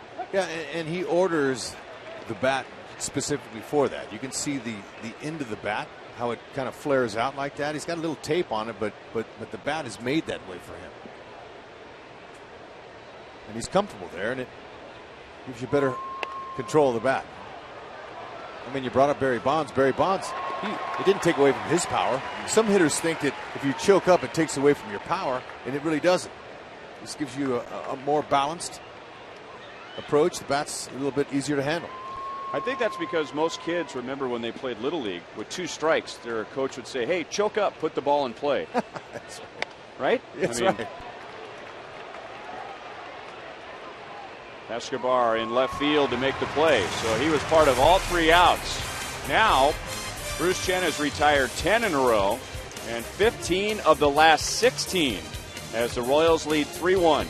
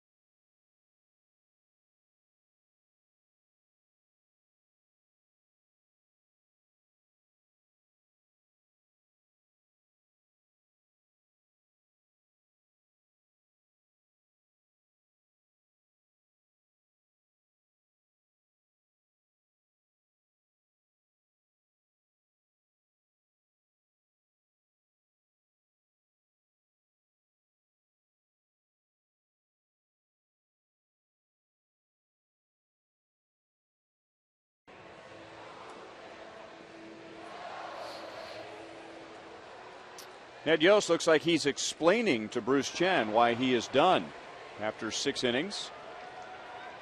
And by my count, 94 pitches. He went 6 innings and threw 97 pitches in his game against Cleveland before the break. Our Sonic Slam inning contestant is Roy Collins from Oak Grove, Missouri. And if the Royals hit a home run in this inning, Roy wins $1,000. If the Royals hit a grand slam out of the park, Roy wins $25,000 from Sonic and the Kansas City Royals.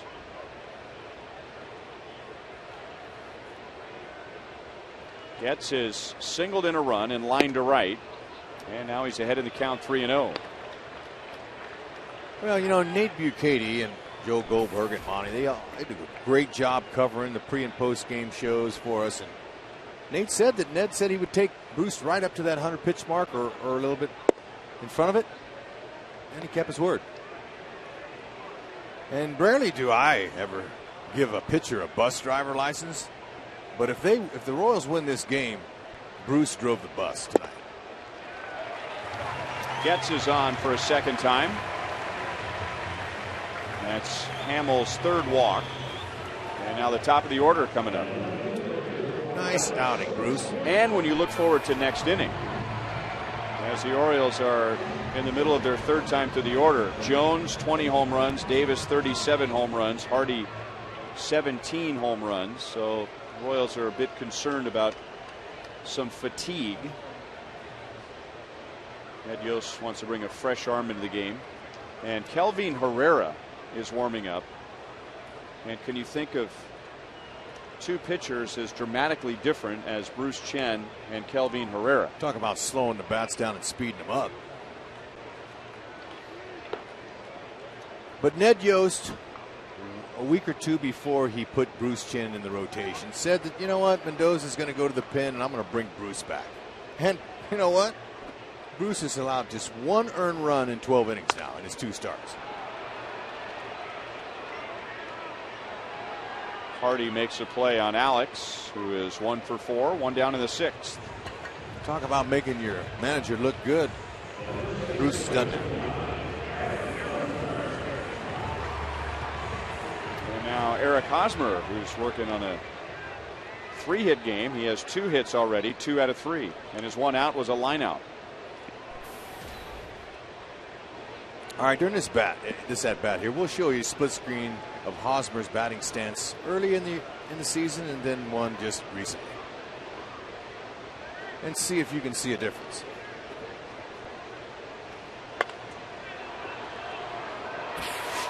Okay, the one on the left, that was earlier in the season in Baltimore. Okay, you see him. He's a little more spread out here, though. He's more spread out in this picture there. He's more upright in the other one. So he's got a little bit more balance here, and he's not going to take his leg up quite as high, although that's a pretty good load right there for the bottom half. What if it swings? Thank you, Sammy. You know, you got to the balance part of it too, and watching, there seemed to be a little difference in the flex in his knees, but the first one, his feet were closer together, so when he was striding, that was a lot more movement going forward, as opposed to now he's more picking that foot up and putting it right back down. Yeah, and really that's what Pedro Grifol is saying that he's trying to work with on it. Getz got such a good jump that he had to stop. I think he wanted to run, but he started to go. Hamill hadn't delivered, so he had to stop. And then he couldn't start again. Yeah, but that's when you just keep going. Once you commit, you go. Torrey Hunter does that as well as anyone. He'll take off before the pitcher even throws the ball, taking a chance that he'll go home. And now Getz has attracted Hamill's attention. Change up. 1-2 on Hosmer. You know, think about Hosmer too. I mean, he's strong. He has long levers. He probably doesn't need as much momentum going forward as some hitters would, right? I mean, he doesn't have to generate as much. No, that ball is going to get to you. And he has the ability to go to the opposite field as well as anyone. And sometimes hitters want to get out there. Now Getz runs. The pitch is outside. Getz is safe.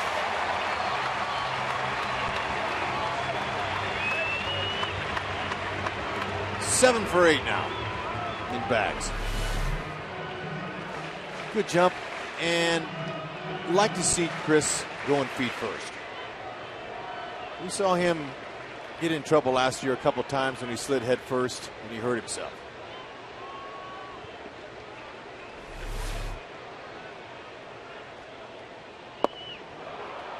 And Hosmer strikes out on a pitch down and in, and that's 4 for Hamill.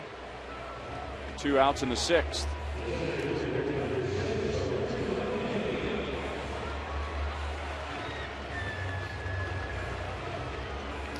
So you have to give some credit to Hamill. I mean, he's hung in there and hasn't backed down, even though in the early innings, Royals had base runners everywhere. He's given up 10 hits. He has walked 3, so that's 13 runners in 5 2/3 innings. He is at 100 pitches. And now Getz takes off for third. Teagarden won't even bother with a throw.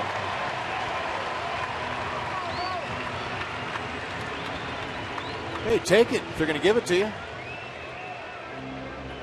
A little bouncer, a little wild pitch, and score.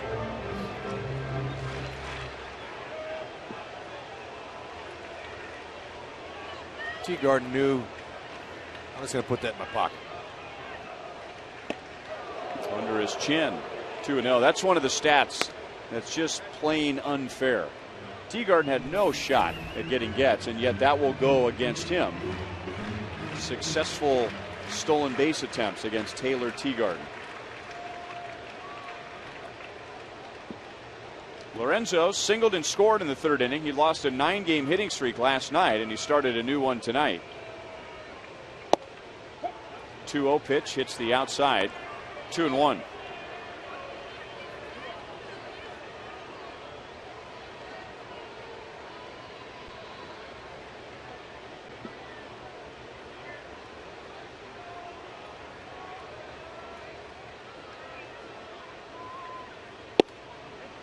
Just inside. 3 balls, 1 strike.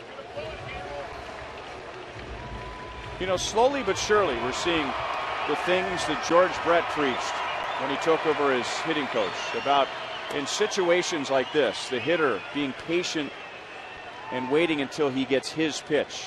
And Lorenzo in this at bat here laying off a couple of borderline pitches. Fouls that one away.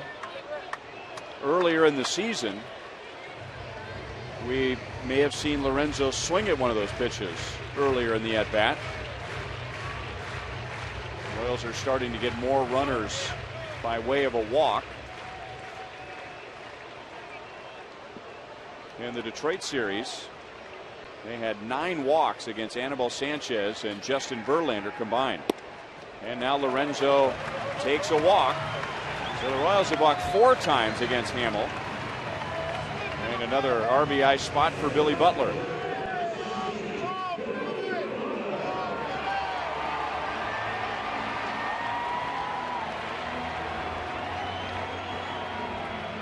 Big opportunity here with 2 outs.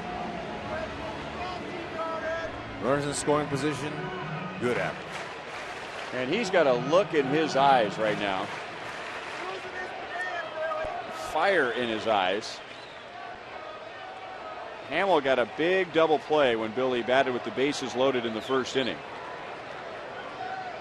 Kane runs, and Billy takes inside, and the Royals are running wild in the 6th inning. 3 stolen bases.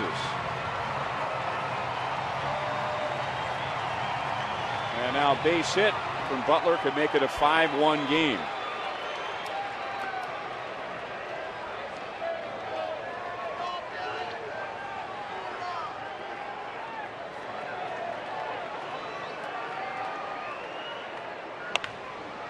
And a ground ball to first. So Davis to the bag. The Royals strand 2. They've left 10 on base tonight against Hamill, who continues to hang in there. And at the end of 6, it's still 3-1 KC.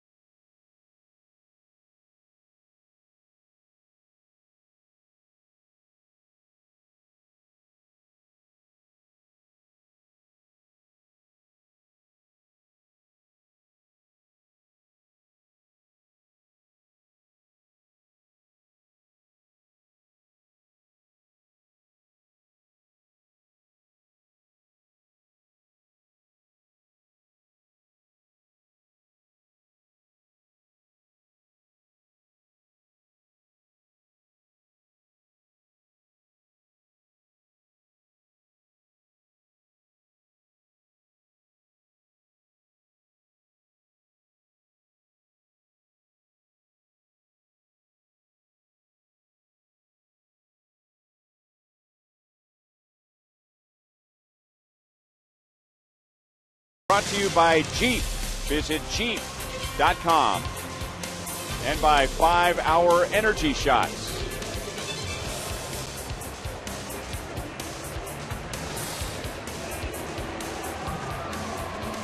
The guy's got nothing over Goldberg. You keep saying that. Have you seen him dance? Joel can move. Really? See, I'm thinking Joel's more that style there. Although we prefer the shirt to be on. Anyway, Chevy called to the bullpen. Kelvin Herrera takes over in the 7th. Bruce Chen, boy, did he finish strong. He retired the last 10 Orioles and 15 out of 16. The Orioles had 3 hits. They really only had 3 base runners because one of the hits was a home run. But Bruce only had to deal with 2 runners in his 6th inning. So since going back to the rotation, he's pitched 12 innings and given up 1 run. Yeah, that'll make your skipper look good. And he did. And you know, Bruce, he just wanted to be Bruce tonight, and he did. And you know what, Buck Showalter, I talked to him before the game, and he told me that he expects Bruce to be Bruce tonight. And that's why he left a couple of his guys out of the lineup. He said, you know what, Bruce is a good pitcher. And he's a smart manager, field manager. And he's been in baseball a long time. Signed as a player in '77 with the Yankees, and he managed in the American League for the New York Yankees, Arizona Diamondbacks, Texas Rangers, and now the Baltimore Orioles.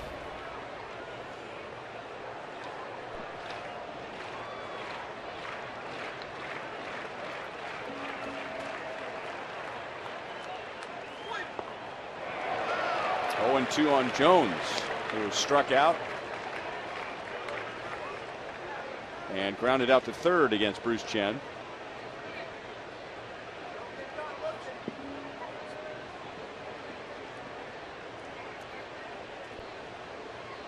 Jones, Davis, and Hardy coming up.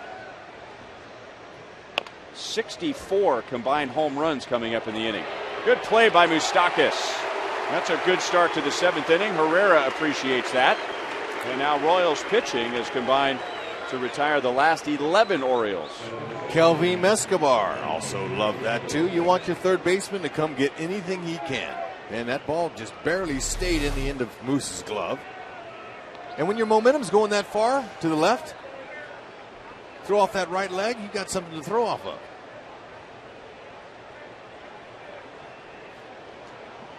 Nice play. Herrera, upper 90s fastball, upper 80s changeup. And now we're seeing more of those breaking balls.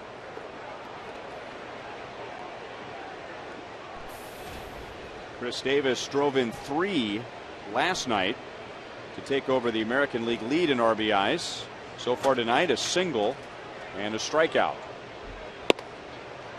Curveball changeup to Davis, 2-0. Look at those arms. I mean, if somebody had a set of legs like that, you'd say he's got some powerful legs.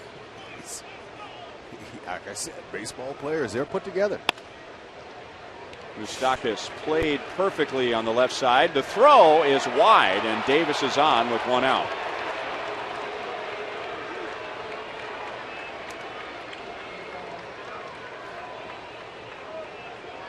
An error on Moustakas.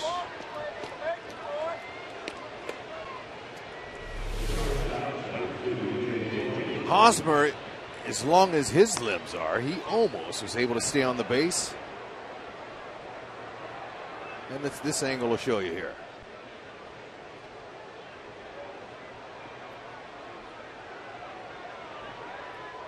Nice call.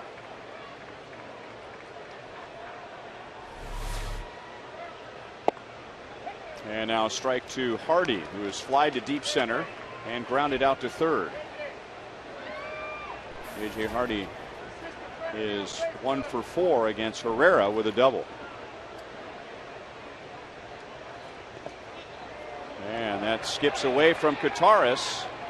And now Davis, who reached on the air, goes to second on a wild pitch. Fourth wild pitch on the season for Herrera.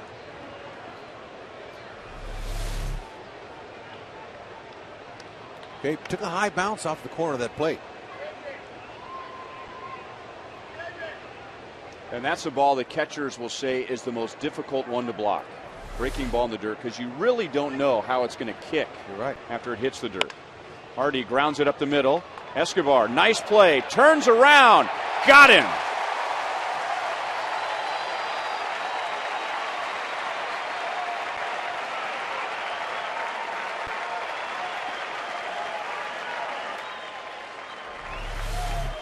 All right, we've seen Escobar do this in his sleep. Okay, if he can get to it and gloves it, he's going to throw a lot of guys out. Hosmer, though, like how he adjusted. Watch how he drops that back leg, and he stays down on the ball. Digs it and pulls it up.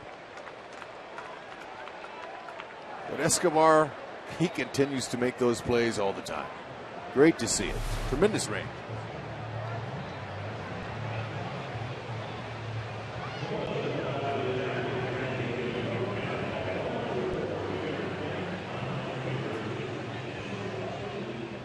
Dave Island out to chat as the Orioles will also make a move. Henry Urrutia, who was the DH last night, had a good game, 3 hits and an RBI, will bat for Valencia, who's a right-hand hitter. Well, Urrutia laid out 3 nice line drives to left field in last night's game. And he's one of the guys that Buck Showalter didn't want to face Bruce Chen. Fastball at 100 in for a strike.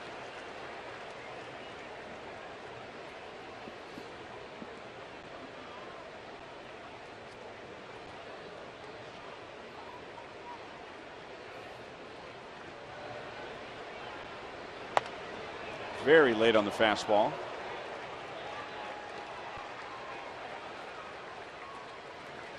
Such a difficult job being a pinch hitter late in the game. I mean, you can take a few swings in the cage. Nowadays, most stadiums have batting cages behind the dugouts, but still, how do you prepare after sitting for 6 innings for 100 miles an hour? That's what happens. So Herrera works around the air. And Royals pitching is not allowed a hit since the 3rd inning. Stretch time at Kauffman Stadium. The Royals lead Baltimore at 3-1.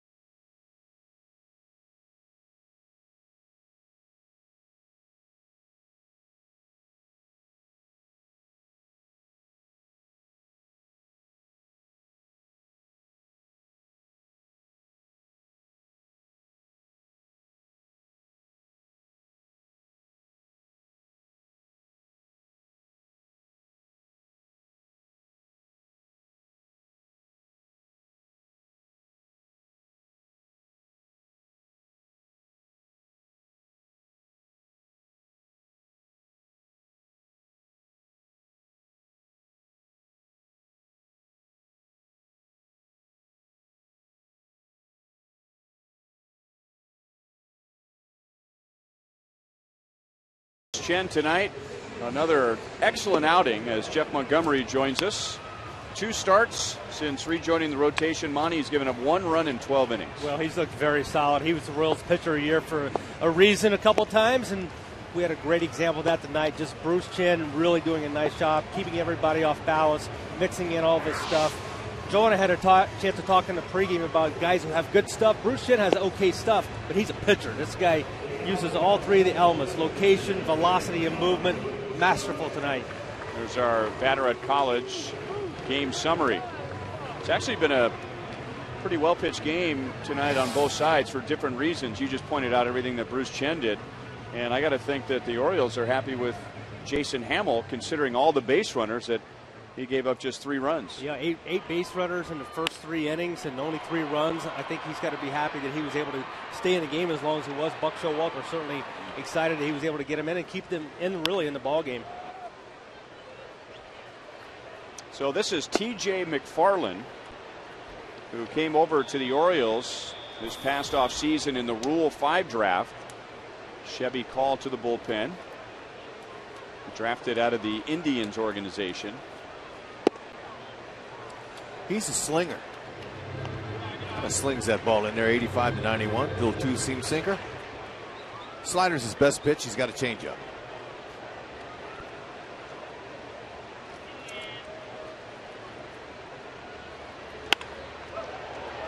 Orioles were playing Moustakas up the middle, so he's out. He's had a good game at the plate, though, with a couple of doubles and an RBI.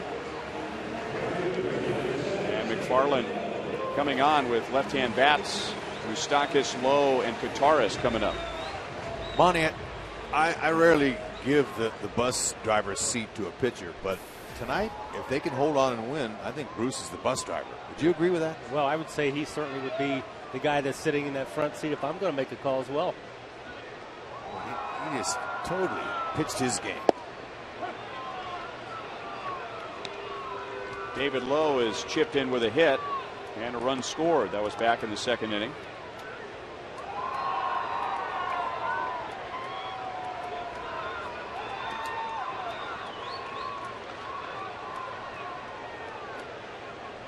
Now, at first glance, anytime you see a Rule 5 pitcher, immediately begin to think, well, that's a big jump for him, because normally that pitcher pitched an A ball last year, maybe Double-A.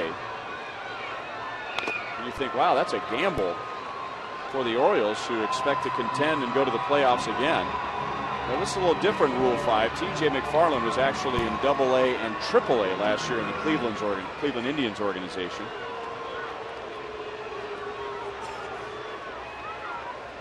Yeah, a lot of times guys that have success in the upper levels of the minor leagues, they're going to be on a 40-man roster, so you're not going to be able to sneak them by much with that experience that they have. Just missed. 2-2 on David Lowe.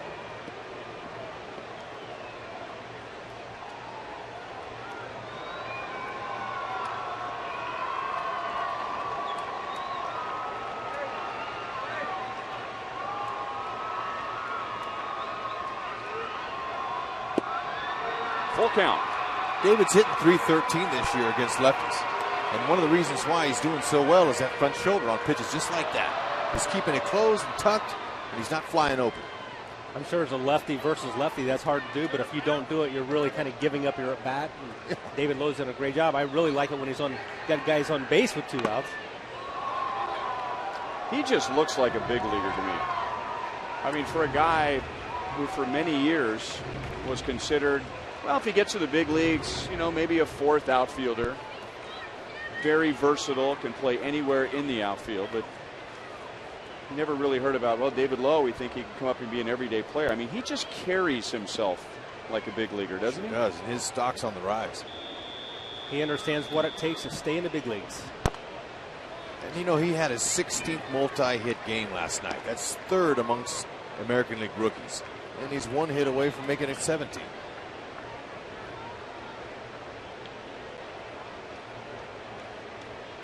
Iglesias from Boston is ahead of him with 22, and Gillespie from Chicago White Sox is 18 multi-hit games.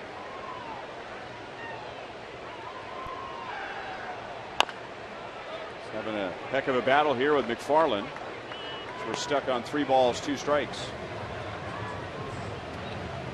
A lot of times guys like David Lowe who have to really fight to get to the big leagues, spend more time in the minor leagues. Once they do get to the big leagues, they understand what it takes, and I think David Lowe is a really good example of that, and I look forward to him to really just continue to grind away. He works out a lot. He's a hard worker. He understands the game. He plays it hard, plays it right. Shattered bat. Davis to the bag as Lowe is always hustling up the line. 2 down in the 7th inning.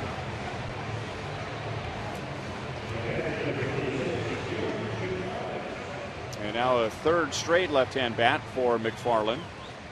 And it's George Kataris. Royals are in a stretch of games coming out of the All-Star break where they will have 1 day off in a month. So Ned Yost trying to find spots here and there where he gives Salvador Perez some time off.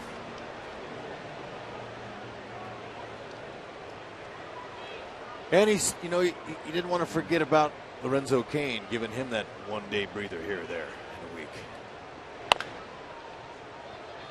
I talked with Lorenzo about that. To the All-Star break, you had plenty of days off. How's that helped you this year? And he said, well, that's been a big relief. To get 1 day off a week is helping me stay fresh. So managers try to pick that spot. 1-2. Left-hander Wei-In Chin going for the Orioles tomorrow. We get a chance to see Miguel Tejada back out there.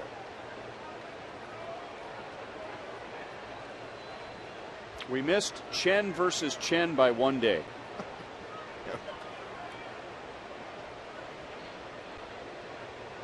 Which would be Will Ferrell's fantasy game.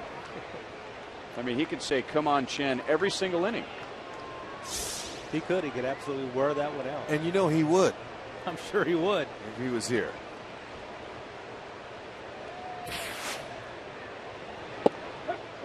Fastball taken for a strike. McFarland comes out of the bullpen. Retires all 3 Royals. And we head to the 8th. Same score since the 3rd. Royals lead 3-1.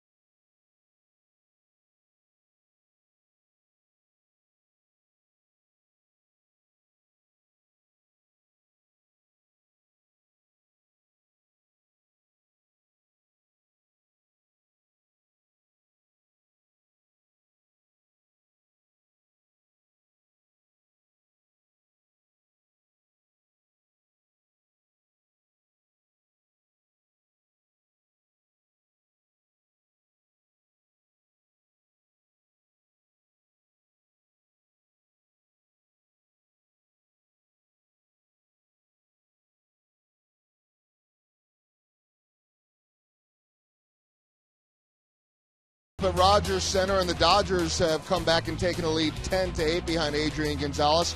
Boston celebrating a win, and Dustin Pedroia agreeing to a 7-year contract extension. Rangers won better than New York right now in the bottom of the 7th as they have a big inning. Detroit all over Chicago. Rick Porcello pitching a nice one there. Oakland and Houston tied at 2. Cleveland and Seattle just underway.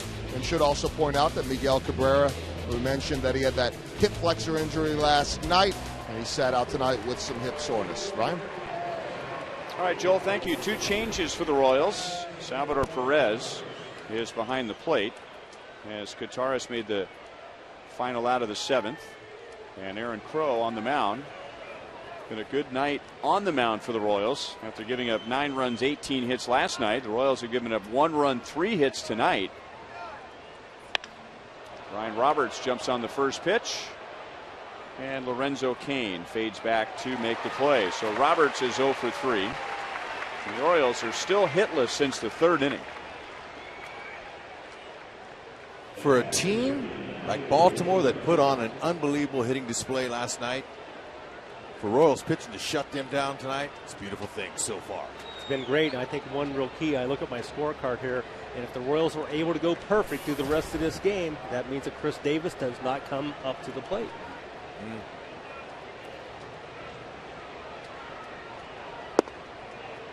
Taylor Teagarden getting the start behind the plate tonight is 0 for 2.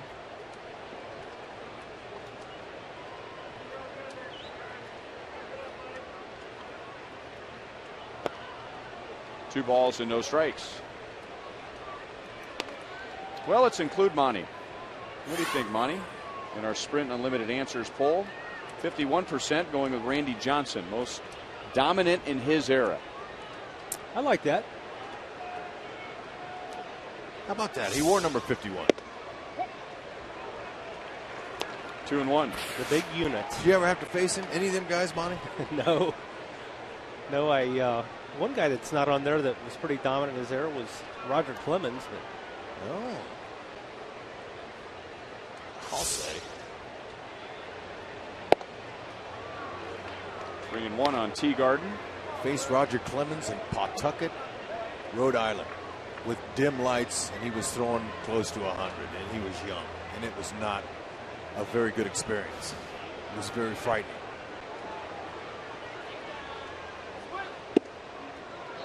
And now Teagarden walks with 1 out. And that is the first walk given up all night by the Royals, which comes in very handy with a team with a lot of power. No free bases. And the first walk comes with 1 out in the 8th.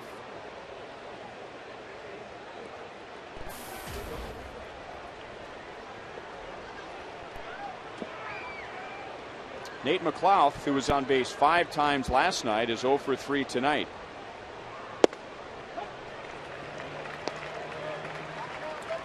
You don't have to tell Aaron Crow how important this outing is for him right here.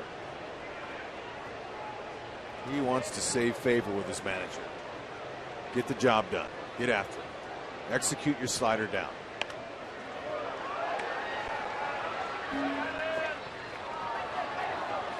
While we have a moment, parents, don't forget, you can still sign your kids up for Slugger's Blue Crew, brought to you by the Learning Quest 529 Education Savings Program. Kids receive a gray batting practice jersey, a Royals hat, blue wristbands, ticket vouchers, priority access for the Sunday Fun Run, and much more for just $25. 1-2 on McLouth.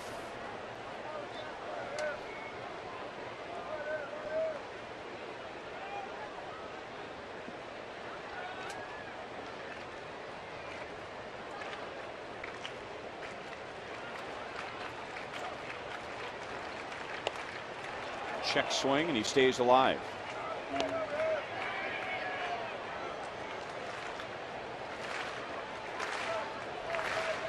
The walk to Teagarden was just the second base runner for the Orioles since the 3rd inning. Bruce Chen finished off his start, retiring the last 10. And then Herrera did not allow a hit in the 7th inning.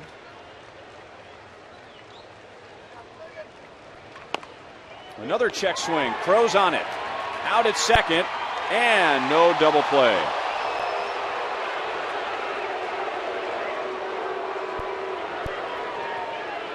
Tough feed for Escobar to handle. Crow threw him a dart right at his ankles. But he's agilely stayed down low and made the runner get down with that sidearm throw. He whipped it across that diamond. He throws hard from that position.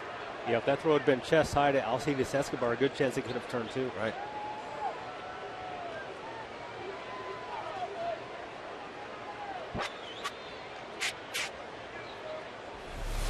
So Machado with a man on, and that hits the outside.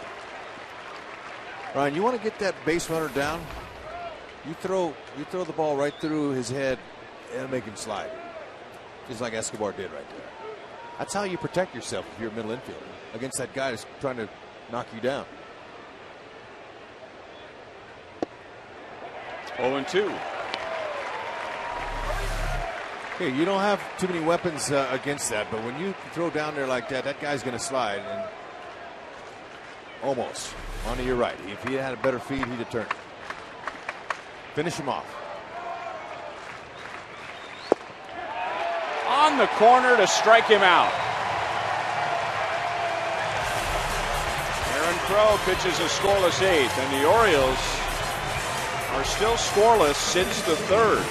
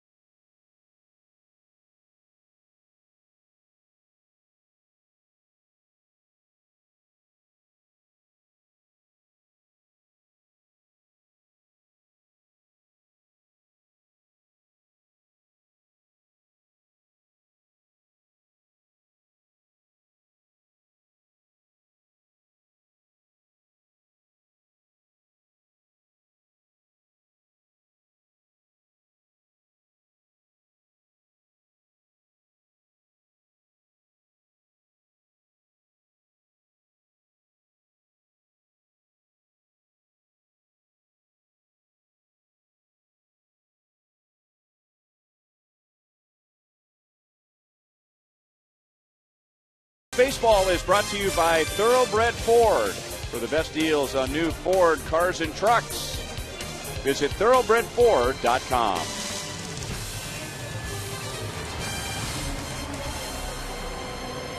Well, the Royals have really turned things around in the series on the mound. They're allowing 9 runs, 18 hits, and it was a season high 18 hits allowed last night by the Royals. Now 1 run, 3 hits.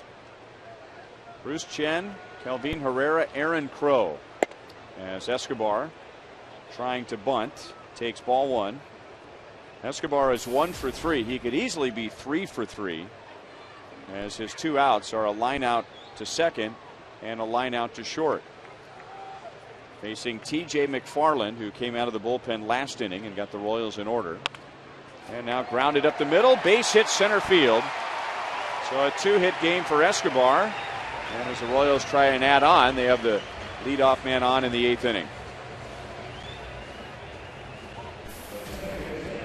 Vote for the Royals Player of the Month, sponsored by Majestic and Rally House. Vote at Rally House stores and get a chance to go on field and meet the winning player.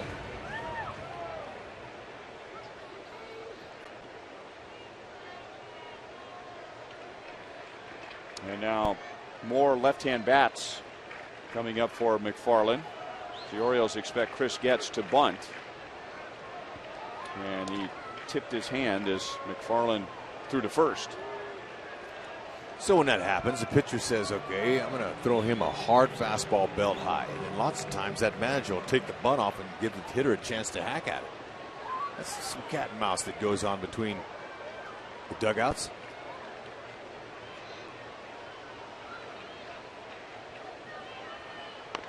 And he bunts to the right side, a good one.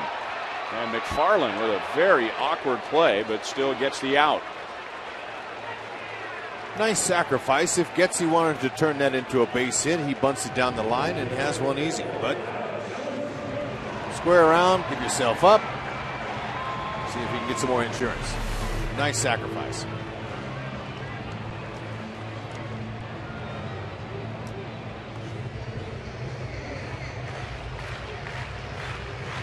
It's not the way they teach it, but he got the out. He flipped it over there.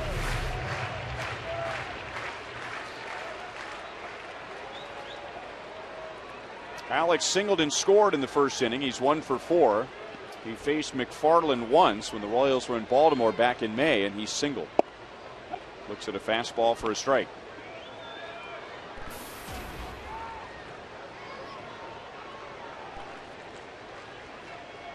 Mentioned the Orioles haven't scored since the third. The Royals haven't scored since the third, but they've had several base runners since.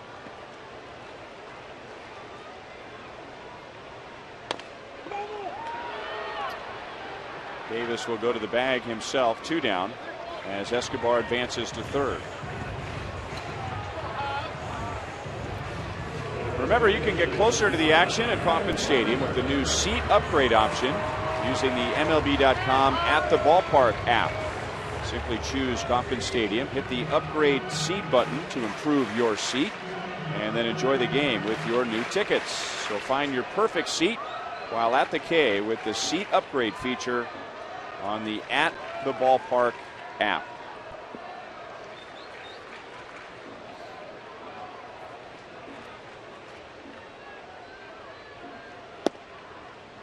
Low to Hosmer, who has a 2-hit game. This was an appearance made for a left-hand pitcher. And McFarland now facing his 7th batter over the last 2 innings. 6 have been left-hand hitters. 2-0. Greg Holland getting ready for the 9th. Hosmer's hitting .327 against lefties. Maybe he can deliver here.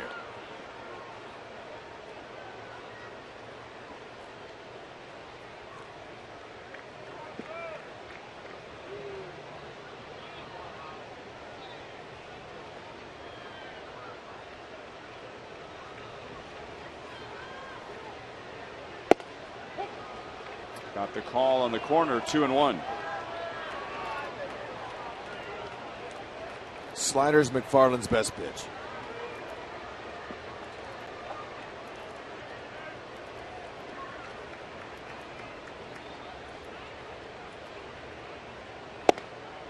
Inside, 3-1 with a right-hand batter, Lorenzo Cain, on deck.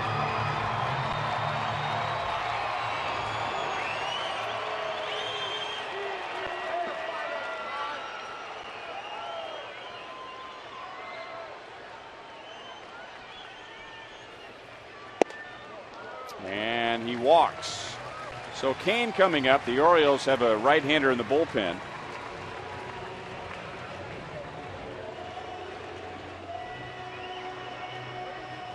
And they will make a pitching change. Jairo Asensio will face Lorenzo Cain with 2 on, 2 out. Royals lead 3-1 in the bottom of the 8th.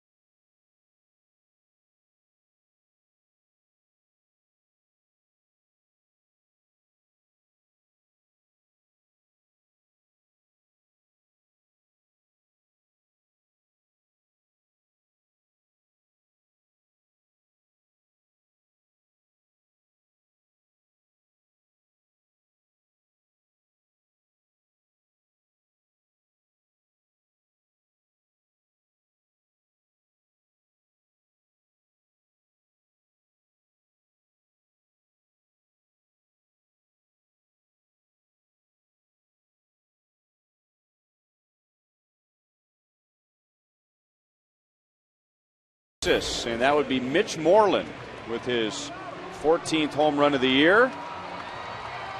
That was in the bottom of the 6th inning and put the Rangers in front 4-3. Texas is 3 games back of the A's in the West. So Jairo Asensio comes on with runners at first and third, 2 down, to face Lorenzo Cain, who's been on base 3 times tonight. Fastball at 93 is high. Yep, that's his 4-seamer.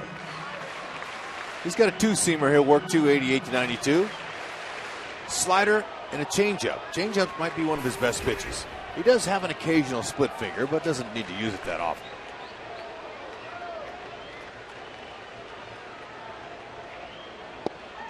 Big swing by Cain. That was more of a Dave Winfield looking swing you were talking about earlier. That's what they want out of him. Do some damage when you swing. Sometimes, though, that can play against you a little bit by overswinging. But really, I think they've made the point to Lorenzo that he's got a lot of power potential. Not to go up and try to swing for homers, but to stay down through the baseball with authority.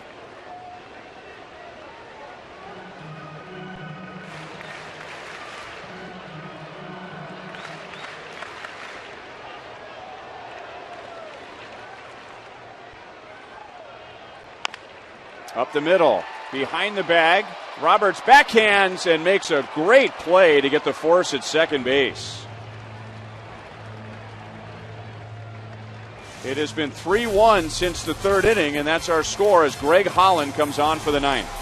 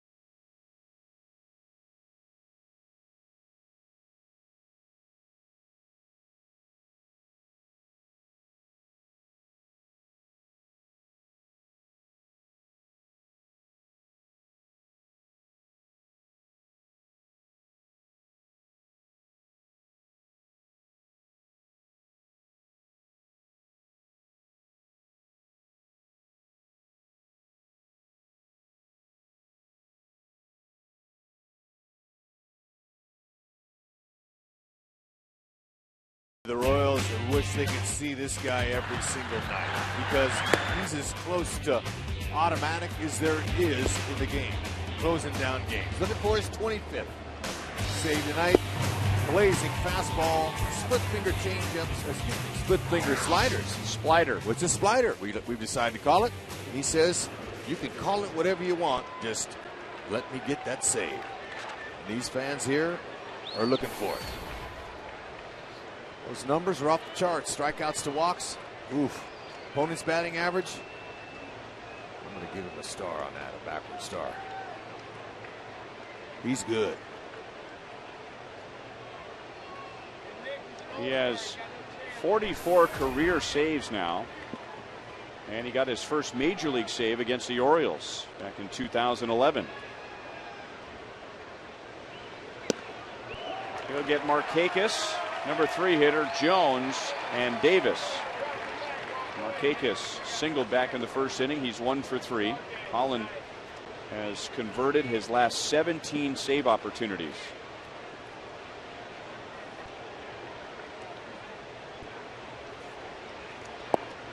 And Ryan, if you ask Greg Holland what's his best pitch, what do you think his response was? Well, I have asked him when the split and when the slider. And many times it's just whatever feels right.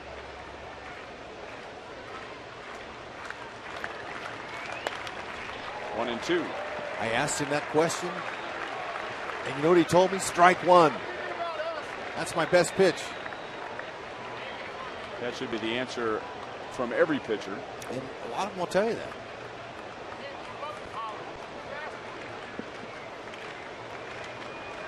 Markakis is 0 for 2 in the past against Holland.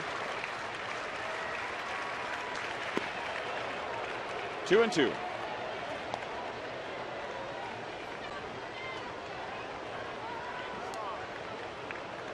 Bruce Chen went 6.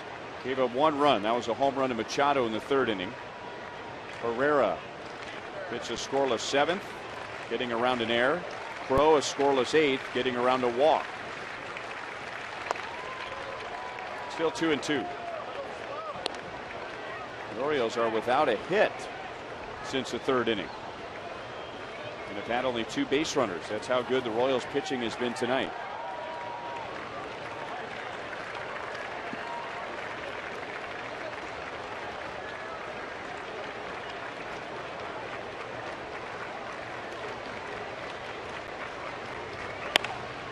And a base hit into left field. So Markakis got a pitch up and away, and he goes the other way, and he has a 2-hit game. That was the first hit by any Baltimore Oriole against Greg Holland. And it was up, and Markakis with a good level swing was able to just kind of drop it out there. Nice easy swing. Now the guy with the most at-bats against Holland is Alexi Casilla. He's not in the game, and he just has 4. But there's a lot of 0 for 1s, 2s, 3s, and 4s in there.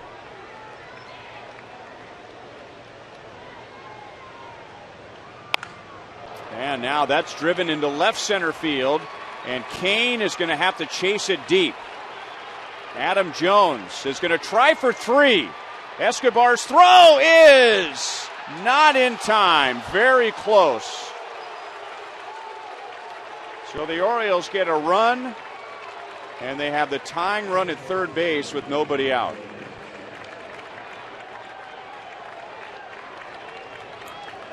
Kane tried to cut the ball off as he cut across the grass to it, and then he realized he couldn't get it, so he headed back out. That's the reason he got a triple.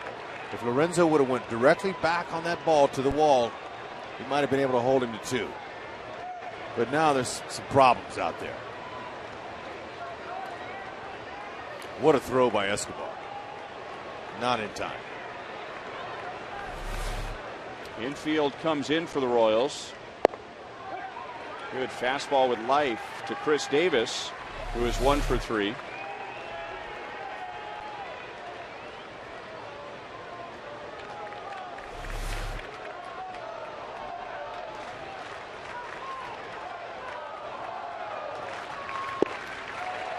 Oh, and 2. Well, you got the right guy out there to get out of a spot like this. Greg Holland, more than capable of striking out the side. How many times has he struck out the side this year? If he could do it, it wouldn't be the first. Perez gives him a high target, and it's up and in. Davis has faced Holland once. That was in Baltimore, and Holland struck him out. He's shown this season that he's such a great low ball hitter. That's why Salvi's putting that target up high.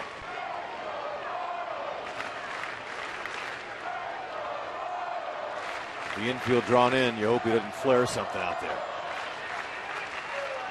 Got him to chase a pitch in the dirt.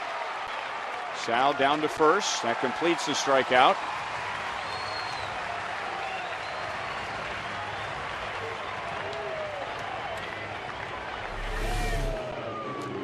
Okay, you know, he likes that low ball, so he offered. But a good place to put it, right in the dirt.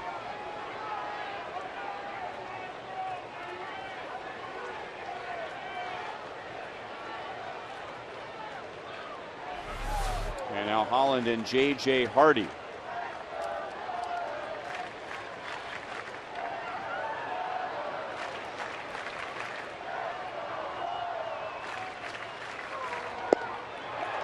Well, Over the outside, strike one. Hardy is 0 for 3. He had a 2-run home run in last night's game. And against Greg Holland, he is 0 for 2 with a strikeout.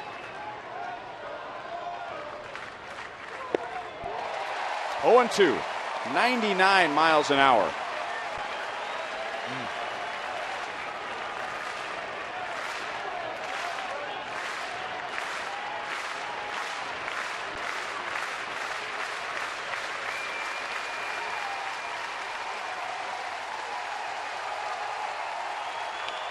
On the ground to Moustakas.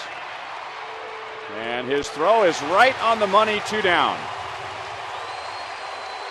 And Moose, he quickly gathered himself and stood straight up and says, I'm going to stay on top of this one. We can't throw that one away.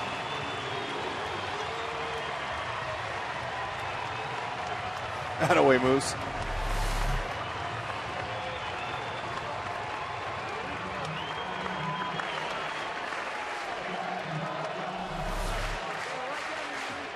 So Holland is done with Markakis, Jones, Davis, and Hardy. And now Henry Urrutia, who came on as a pinch hitter in the 7th inning and struck out against Herrera on a fastball. And a fastball is outside, ball 1.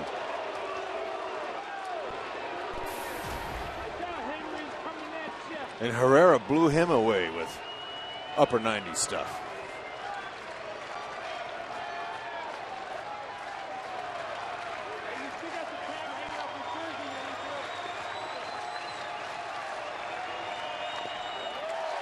Boy, and every block from Salvador Perez is huge. That's where the pitcher has to have complete confidence in the catcher, knowing that he can throw one in the dirt and it's not going to end up against the screen.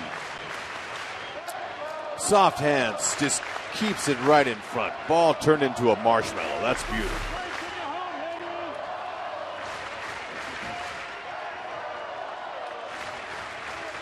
And Sal calls for a slider. And it stayed up, but Hosmer plays the second hop. The Royals had him all the way. No sweat. Bruce Chin. Way to go, Bruce. You get the keys tonight, my man. That was fantastic. Holland right there with you. Way to go, George Kataris. George, nice job out there. Giving it up for Salvi late. Holland finished it off, 24 save. And his 18th in a row. And those are the kind of saves that an all-star gets. Right? You're right. I mean, tying run at third base, nobody out against one of the best offensive teams in the league with some of the best hitters in the league coming up. And he gets through it. 25th save. So he saves it for Bruce Chen, who is tonight's Ford Player of the Game. Just be Bruce and chew that gum with confidence, my man, because you are cruising. 1 earned run in 12 innings in the last 2 starts. Didn't walk a batter tonight. Fantastic. Used his defense. They were right there. He kept them off balance. Frustrated those birds like you can, and he caged them.